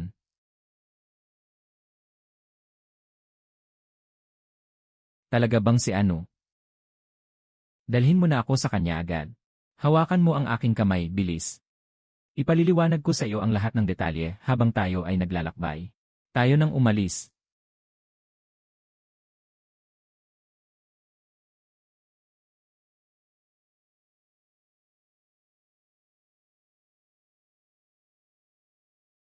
Munting Panginoon, gising na po kayo. Nasaan tayo? Nasaan si Binibining King Wu? Ito po ang aking lihim na kublihan. Umalis po si Binibining King Wu upang iligtas ang binibini. Napakapanganib para sa kanya na mag-isa. Munting Panginoon. Binibini. Binibining King Wu. Ano? Narinig ko ang lahat mula kay kapatid na King Wu sa daan. Hindi ko akalaing magagawa ng aking ama ang ganoong karaming kasamaan. At ginawa kanyang alipin sa aming tahanan ng mahigit 10 taon. Ayos lang iyon. Nakalipas na ang lahat. Binibini, hindi mo na maaaring tawaging ano ang munting Panginoon. Ang munting Panginoon ay iyong pinsan. Ang kanyang pangalan ay Jiang Yu. Nakalimutan kong ipakilala. Ang kagalang-galang na ito ay dating tapat na tagasunod ng pamilya Jiang. Maaari mo rin siyang tawagin tulad ng tawag ko. Tawagin mo siyang tiyo mo. Nagpupugay po ako sa inyo, Binibini. Tiyo mo, huwag na po kayong magbigay galang. Kung gayon, hindi na kita tatawaging ano simula ngayon. Tatawagin na lamang kitang Kuya Yu. Kung iyan ang nais mo, Biwan. Hindi kita tatawaging ano. At hindi mo rin ako dapat tawaging Binibini. Dapat mo akong tawaging Biwan. Bye. Binibining Biwan. Naku, Kuya Yu. Hindi Binibining Biwan. Kundi Biwan lamang. Sige na. Kapatid na Biwan, huwag mo nang tuksuhin ang iyong Kuya Yu. Maraming salamat, Binibining King Wu, sa pagtaya ng iyong buhay upang iligtas si Biwan. Ginoong Jiang, huwag na kayong maging formal. Ang pagpanday ng espada ay hindi lamang para sa inyo, kundi para rin sa aking sarili. May 3 araw pa bago ang pagpanday. Maghanda tayong mabuti sa mga darating na araw. Ligtas at tago ang lugar na ito. Hindi kailanman matutunto ni Xiao Chengyi ang lugar na ito. Pumasok na tayo sa loob.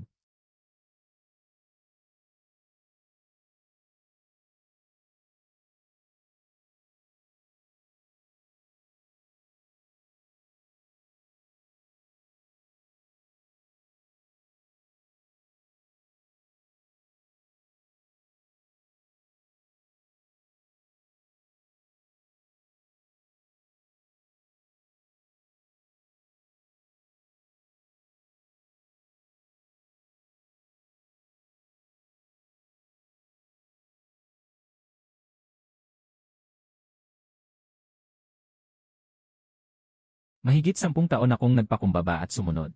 Hinayaang utusan at tratuhin na parang basura. Namuhay na parang hayop sa putikan. Noon, inakala ko lang na ito ay masamang tadhana.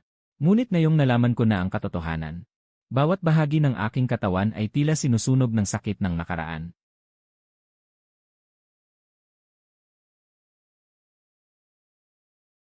At ang mga taon na ako ay nagtiis na mabuhay, ay hindi dahil sa swerte, kundi dahil ginawa akong piyesa ng aking kaaway sa kanyang laro.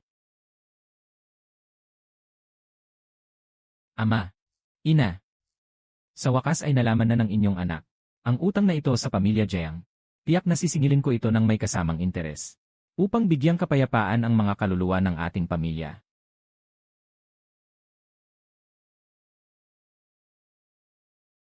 Ginoong Jiang, hindi rin ba kayo makatulog? Sa huli, kailangan ko ring harapin ang aking kaaway. Hindi ko alam kung ako ay mabubuhay o mamamatay sa pag-alis na ito. Kaya naman mahirap talagang makatulog. Huwag kayong mag-alala, Ginoong Jiang. Mananatili ako sa iyong tabi kailanman. Maraming salamat, Binibining King Wu.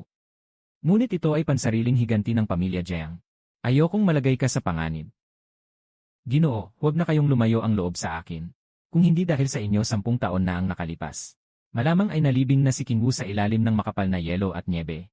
Kung ganoon, kahit pa madurog ang aking mga buto, titiyakin ko pa ring ligtas si Binibining King Wu.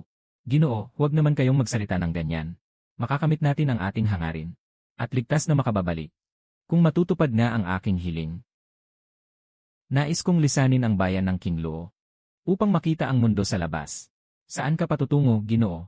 Kung saan ka man magtungo, doon din si King Wu. Saan ba kayo patutungo? Huwag ninyo akong iwan. Biwan.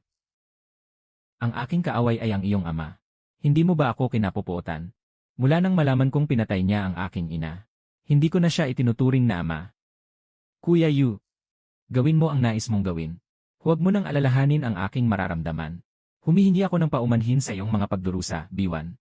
Walang anuman iyon. Subalit kailangan mo akong pangakuan. Saan man magtungo si Kuya Yu at Ate King Wu sa hinaharap.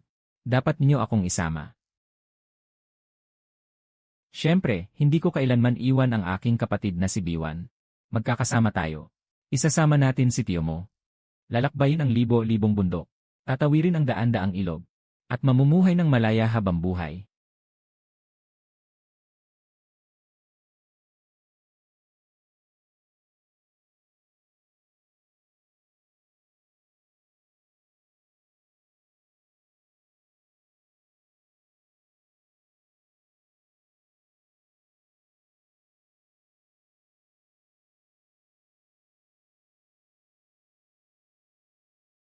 Dahil matagal akong nanirahan sa loob ng mansyon.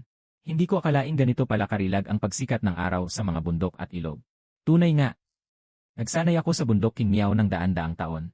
Ngunit ang ganito kaganda at kaakit-akit na pagsikat ng araw ay ngayon ko lamang nasilayan. Madalas na natin itong makikita.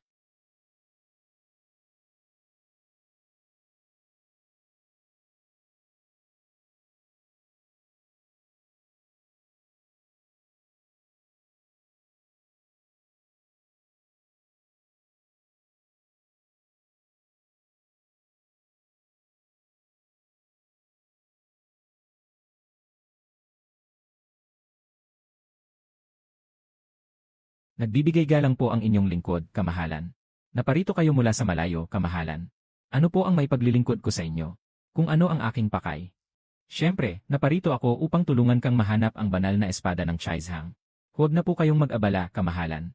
Pagkaraan ng 3 araw, iaalay ko sa inyo ang banal na espada ng Chaizhang gamit ang aking 2 kamay. 18 taon akong naghintay sa iyo. Makukuha mo nga ba talaga ang banal na espada ng Chaizhang pagkaraan ng 3 araw? Itataya ko ang aking buhay para rito. Mabuti, bibigyan kita ng 3 pang araw. Kapag naihandog mo na ang banal na espada ng Chaizhang, lubusan ko ng lulunasan ang laso ng pildoras ng sisui sa iyong katawan. Ngunit kung mabibigo ka, ang panlaban sa laso na ito, ay huwag mo nang asahang makukuha pa. Tatalima ako sa inyong utos, kamahalan. Hindi ko kayo bibigyan. Umalis ka na. Ako po ay alis na, kamahalan.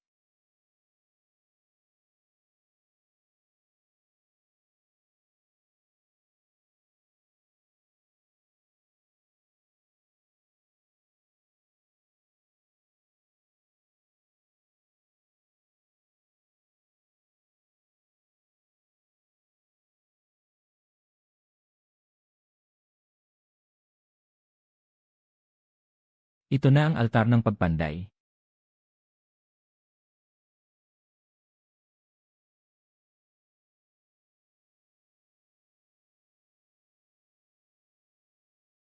Napakabilis ng tibok ng aking puso. Aking kapatid na si Biwan, huwag kang mangamba. Nandito kaming lahat sa iyong tabi. Huwag kang mag-alala. Ligtas tayong lahat.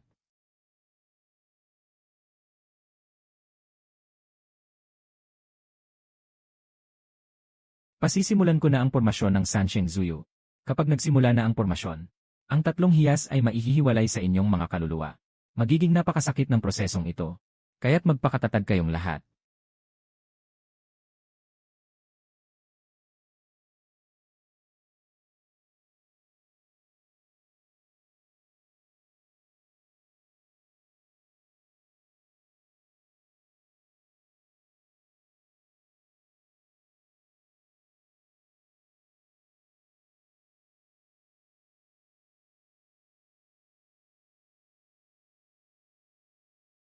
Ito ba ang banal na espada ng Chaizhang?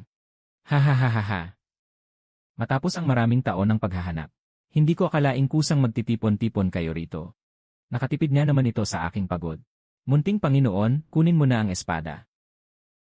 Hindi. Hindi ako makagalaw. Kuya Yu. King. Sino ka? Nasaan si Ate Kinghu? Xuanjin. Ang hampas lupang iyon ay mukhang hindi na kailanman makababalik. Jingbian Wang. Hindi ka pa ba kikilos?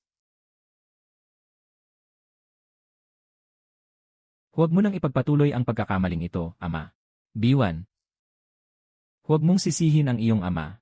Kung mayroon ka mang dapat sisihin. Ito ay ang katotohanang ikaw ay anak ko, ni Xiao Chengi.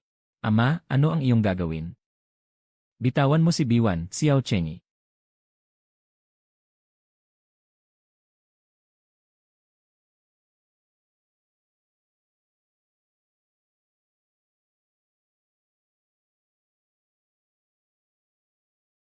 Biwan.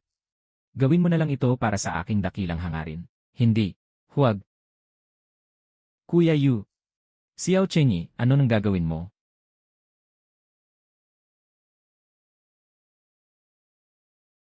Biwan. Kuya Yu.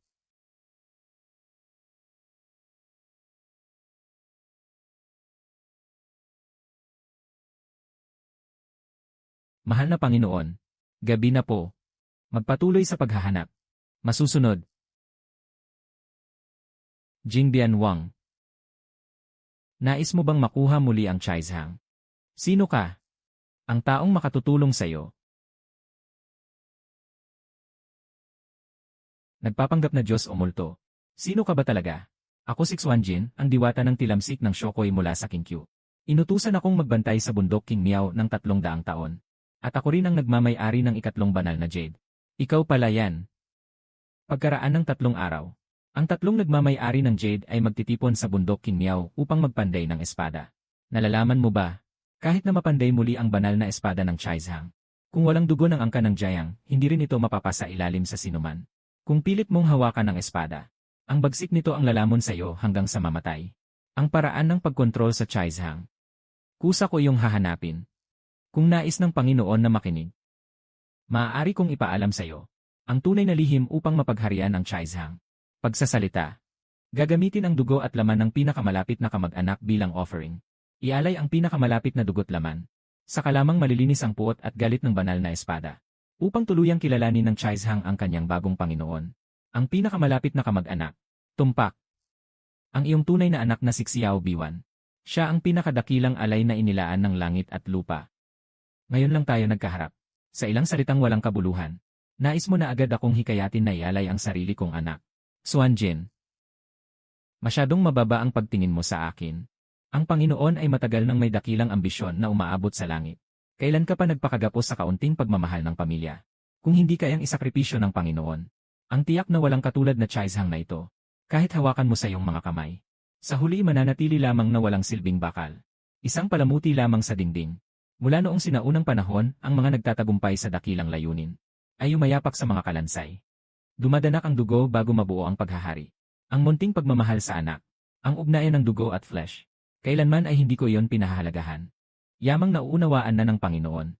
Bakit hindi natin subukan? Ang tagumpay o kabiguan ay nakasalalay sa isang hakbang na ito. Para sa dakilang paghahari. Ang pagsasakripisyo ng isang buhay ay wala lang. Hindi man lang nararapat banggitin. Hindi mo itinago sa akin ang labag sa langit na paraang ito. Ano ba talaga ang iyong hinahangad? May isa nga akong kahilingan. Kapag matagumpay ng napagharian ng Panginoon ang Chaizhang, kailangan ko ang kapangyarihan ng banal na espada. Upang tulungan akong tunawin ang natitirang bahagi sa aking katawan.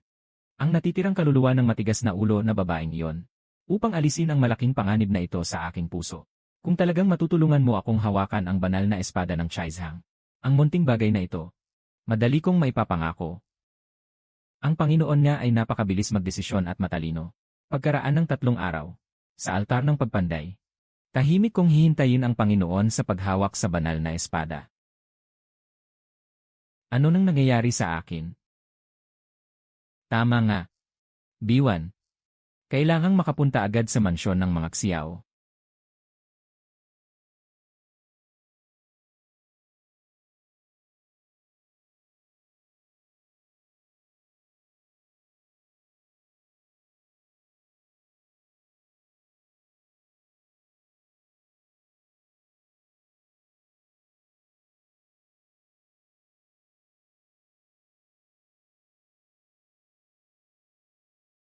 Maligayang pagbati sa paghawak sa Chaizhang, mahal na hari. Huwag nawa ninyong kalimutan ang ating kasunduan. Kasunduan. Ang kayamanang nasa aking mga kamay na. Kailanman ay hindi ko ibabahagi sa iba. Xiao Chenyi, nais mo bang tumalikod sa ating usapan? Paano kung tumalikod niya ako? Isang alikabok at tiyanak na kaluluwa lamang. Gusto mo bang subukan ang kapangyarihan ng banal na espada ng Chaizhang? Xiao Chenyi. Napakahamak at walang dangal mong tao. Lapastangan, huwag mong subukang tumakas.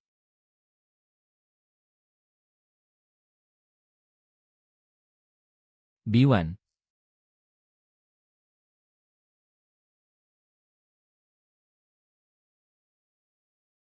Binibining King Mu. Munting Panginoon. Hindi nga nabigo ang dakilang Chaizhang. Ginoong Jiang. Patawarin mo ako. Hindi, wala kang kasalanan. Ginoo. Hindi na makakasama ni King Wu ang iyong tabi mula ngayon. Hindi ka mamamatay, magiging maayos ang lahat. Mag-ingat ka. You.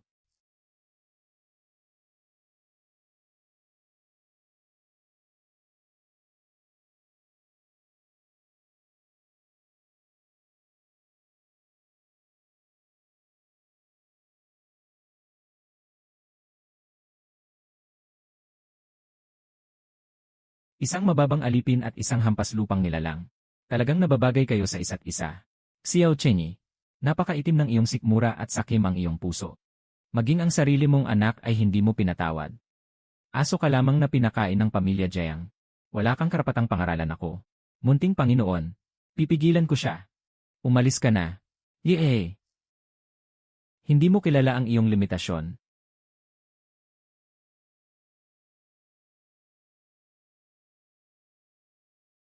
Tiyo mo. Mababang alipin. May huling habilin ka pa ba bago mamatay? Ano man ang sumpa ng Chaizhang. Ano man ang tadhana ng pamilya Jiang. Ano man ang matinding galit at dugo sa nakaraan. Wala nang kwenta ang lahat ng iyon. Isinilang akong isang dukhat alipin. Walang halaga ang aking buhay. Ang mabuhay ng ganito sa mundo ay dagdag na paghihirap lamang. Xiao Chenyi. Patayin mo na ako. Hinihiling ko ang kamatayan. Lene. Kung ganon, hindi ko ibibigay ang gusto mo. Gusto kong makita ng iyong dalawang mata. Kung paanong ang kaharian ng iyong mga ninuno ay tuluyang mapupunta sa aking mga kamay.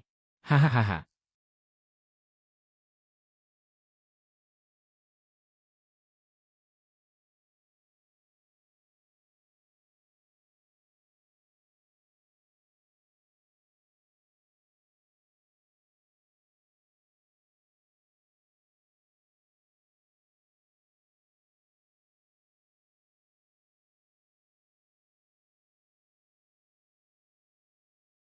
Kuya Yu. Ginoong Jiang. Munting Panginoon.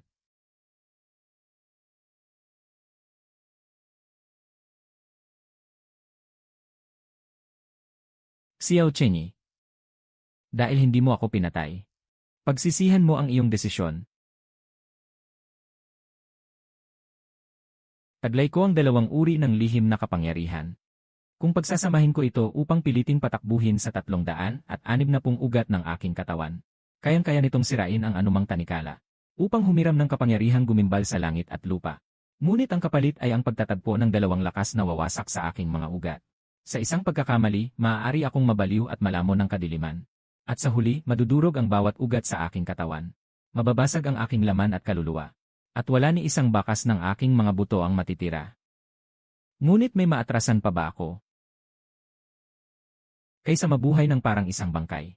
Mas mabuting mamatay sa gitna ng pakikipaglaban.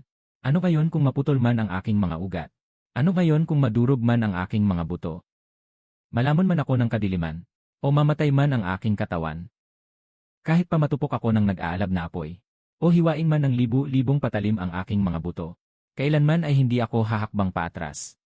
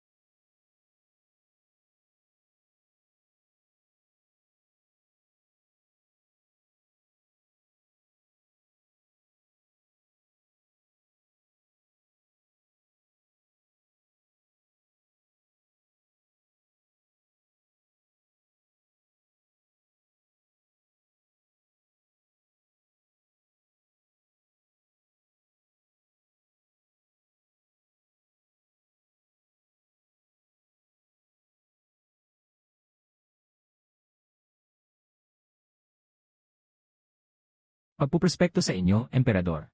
Hindi na bigo ang inyong lingkod sa utos. Naagaw ko na ang banal na espada ng Chaizhang. Hahaha. Tunay ngang haligi ng kaharian ang Jingbianwang. Pinunong Li. Kunin mo agad ang espada. Ipagkaloob ang lunas sa Jingbianwang. Masusunod, kamahalan. Ibigay mo sa akin ang espada. At mapasa iyo na ang bote ng lunas na ito. Lalinisin nito ng lubusan ang laso ng pildoras ng Sisui. Salamat sa lunas, kamahalan. Protektahan ang kamahalan. Isang hamak na alipin nagmamalaki sa aking harapan. Xiao Chenyi. Kampo ito ng hukbo. Isuko mo ang banal na espada ng Chaizhang. At patatawarin ko ang iyong kasalanang pamatay. Ano ngayon kung kampo ito ng hukbo? Kamahalan. Bagamat ilang taon mong hinanap ang Chaizhang, hindi mo pa nasaksihan ang tunay nitong kapangyarihan. Ngayon ay ipapakita ko ito sa iyo. Dakpin ang taksil na si Xiao Chenyi.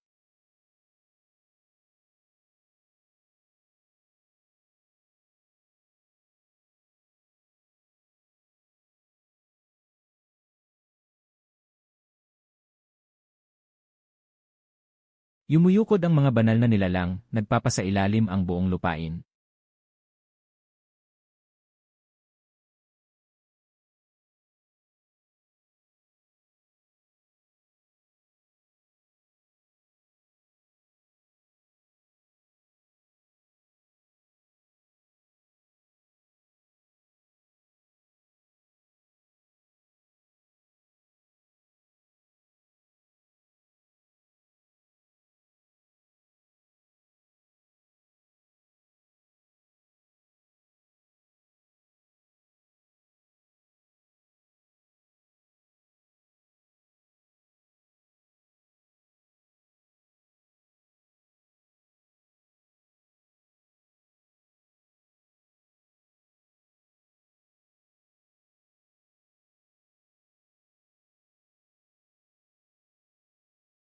Hindi mo ako pwedeng patayin.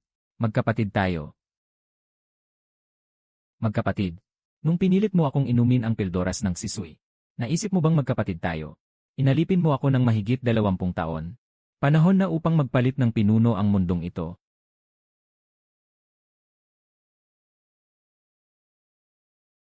Sino yan?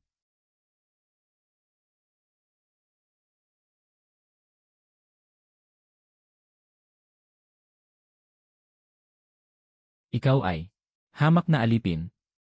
Xiao Chenyi. Sa araw na ito, tatapusin na natin ang lahat. Kamahalan, tumakas na kayo. Hahaha. Masyado kang nagmamataas. Patigilin mo agad ang iyong mga mababangis na nilalang. Sa ganitong pagwawalang bahala sa buhay ng iba. Hindi ka ba natatakot sa parusa ng langit? Parusa ng langit. Nasa aking kamay ang Chaizhang. Ako ang langit. Kung ganun, ako mismo ang pipigil sa inyo.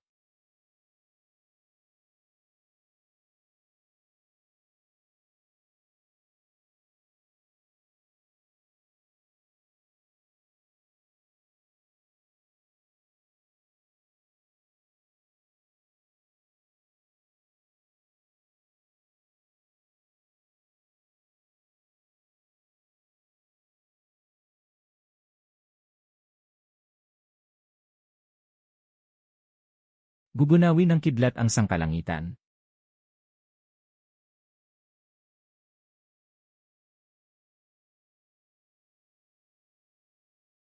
Hamak na alipin. Titingnan ko ngayon kung hanggang kailan ka mapoprotektahan ng kapangyarihang nakuha mo sa madaliang paraan. Tigilan ang walang saysay na pananalita. Sa araw na ito, isa lang sa atin ang mabubuhay at makakaalis dito. Hahaha. Napakalakas ng loob mo. Halika.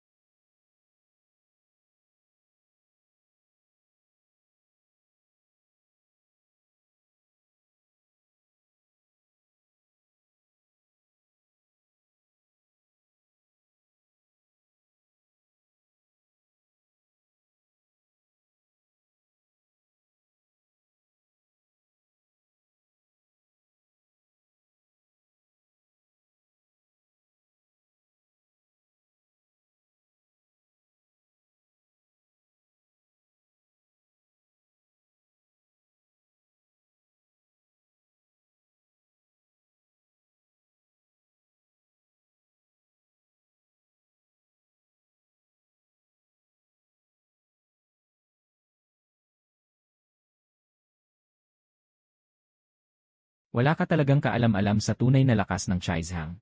Pinatawad ko ang buhay mo noong nakaraang araw. Ngunit ngayong nagkusang loob kang lumapit. Hindi na kita maipagkakait sa kamatayan. Tapos na ang lahat. Kuya Yu.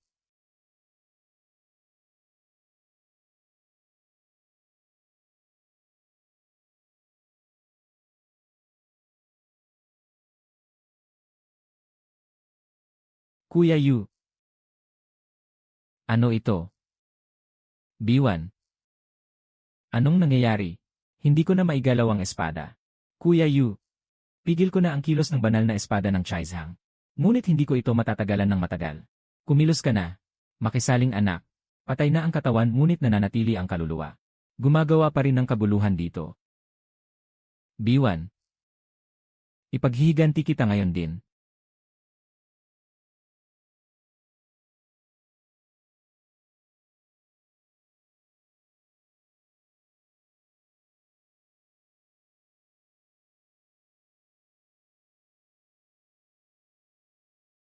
Hanggang dito na lang ang maipaglilingkod ko sa'yo. Kuya Yu, paalam na magpakailanman.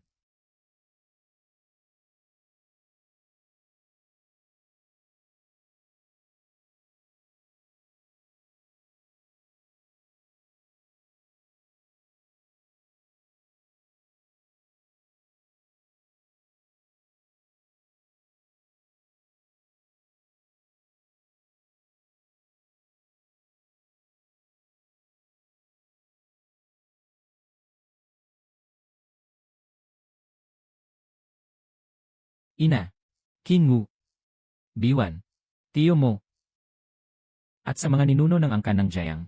Ipaghihiganti na kayo ni Jiang Yu.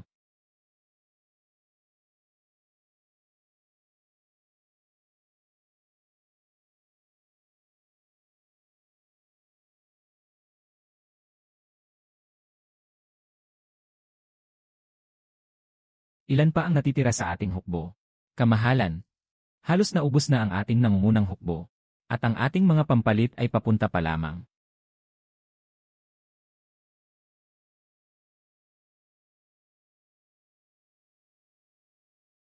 Ang buong angkan ko ng Jiang ay napuksa.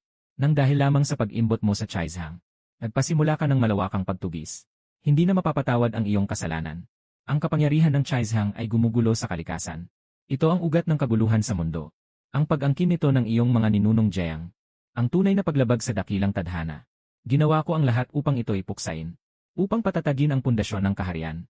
At pigilan ang pagkasira ng ating lupain sa hinaharap. Ano ang kasalanan doon? Para sa iyong sariling pag-imbot. Dinurog mo ang aking pamilya at kinitil ang kanilang buhay. Ang tanging pinahahalagahan mo ay ang iyong trono at wala ng iba. Kung ang Chaizhang ay mapupunta sa mga karaniwang tao at mahuhulog sa mga kamay ng masasamang tao, mawawalan ng katatagan ng imperyo at ang mga mamamayan ang walang katapusang magdurusa. Para sa iyong sariling kapangyarihan, pinatugis mo ang buong mundo at idinamay ang mga walang kasalanan. Sa ganitong uri ng pag-iisip, karapat-dapat ka bang maging pinuno? Ang iyong lupain at kaharian ay inagaw lamang ng iyong mga ninuno mula sa aking angkan ng Jiang. Ang pagpapalit ng mga dinastya ay likas na ikot ng tadhana. Mula pa noong sinaunang panahon ay ganito na. Ang pagkuha ng aking mga ninuno sa kaharian ng Jiang ay pagsunod lamang sa kalooban ng langit. Ang kaharian ng iyong mga ninunong Jiang, hindi ba't inagaw din niyo iyon sa iba sa pamamagitan ng digmaan? Ang pag-usbong at pagbagsak ay paulit-ulit. Walang permanenteng nagmamay-ari. Ito ang dakilang batas ng kalikasan. Napakahusay na dakilang batas ng kalikasan. Kung ang pagpalit ng kapangyarihan ay talagang tadhana. Kung gayon ang pagpatay ko sa iyo ngayon. At ang pagbawi ko sa imperyo ng Jiang ay pagsunod din sa kalooban ng langit. Ang galit at puot ng aking bansa at pamilya ay bunga lamang ng iyong isang pagpapasya. Ngayong humantong na sa ganito ang lahat. Kung gusto mong kunin ang aking buhay, subukan mo. Kung ako'y magpapadala sa panandali ang galit ngayon, papatayin ang hari at babaguhin ang pamamahala. Ang magiging kapalit ay malawakang digmaan sa buong lupain. At ang pagdurusa ng walang counts na buhay. Ang karangalan at kahiyaan ng angkan ay lilipas din. Ang kapayapaan ng mga mamamayan ang tunay na pinakamahalaga sa mundo. Emperador ng Dasheng, tandaan mo ito ng mabuti. Ngayon, hindi kita papatayin. Dahil sa awa sa mga mamamayan. At hindi dahil pinatatawad ko ang iyong kasalanan. Sa hinaharap kung magpapatuloy ka sa iyong masamang hangarin. At magtatangka pa rin ang kinin ang banal na espada ng Chaizhang. Gagamitin ko ang Chaizhang upang ibagsak ang iyong pamamahala. At muling ayusin ang buong daigdig. Sa oras na yon, mawawasak ang mga bundok at ilog. At ang usok ng digmaan ay pupuno sa lupain. Ang walang hanggang kasalanan. At ang sumpa ng sangkatauhan sa maraming henerasyon. Ay ikaw lamang ang mag-iisang magpapasandigan.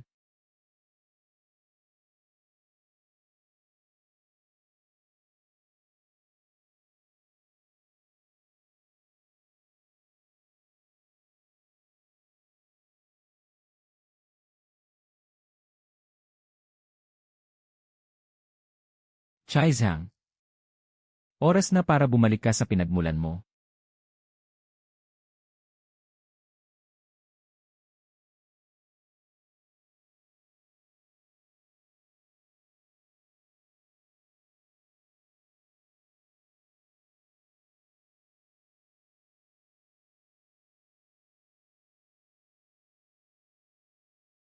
B1. Hindi ka mag-iisa. Gugugulin ko ang natitira kong buhay upang bantayan ang Chaizhang at sasamahan kita magpakailanman. Mukhang hindi nga nagkamali ang ating pinili. Ilang daang taon na ang lumipas. Sa wakas ay nakabalik na rin sa tamang kalalagyan ang Chaizhang. Oras na rin para bumalik tayo at mag-ulat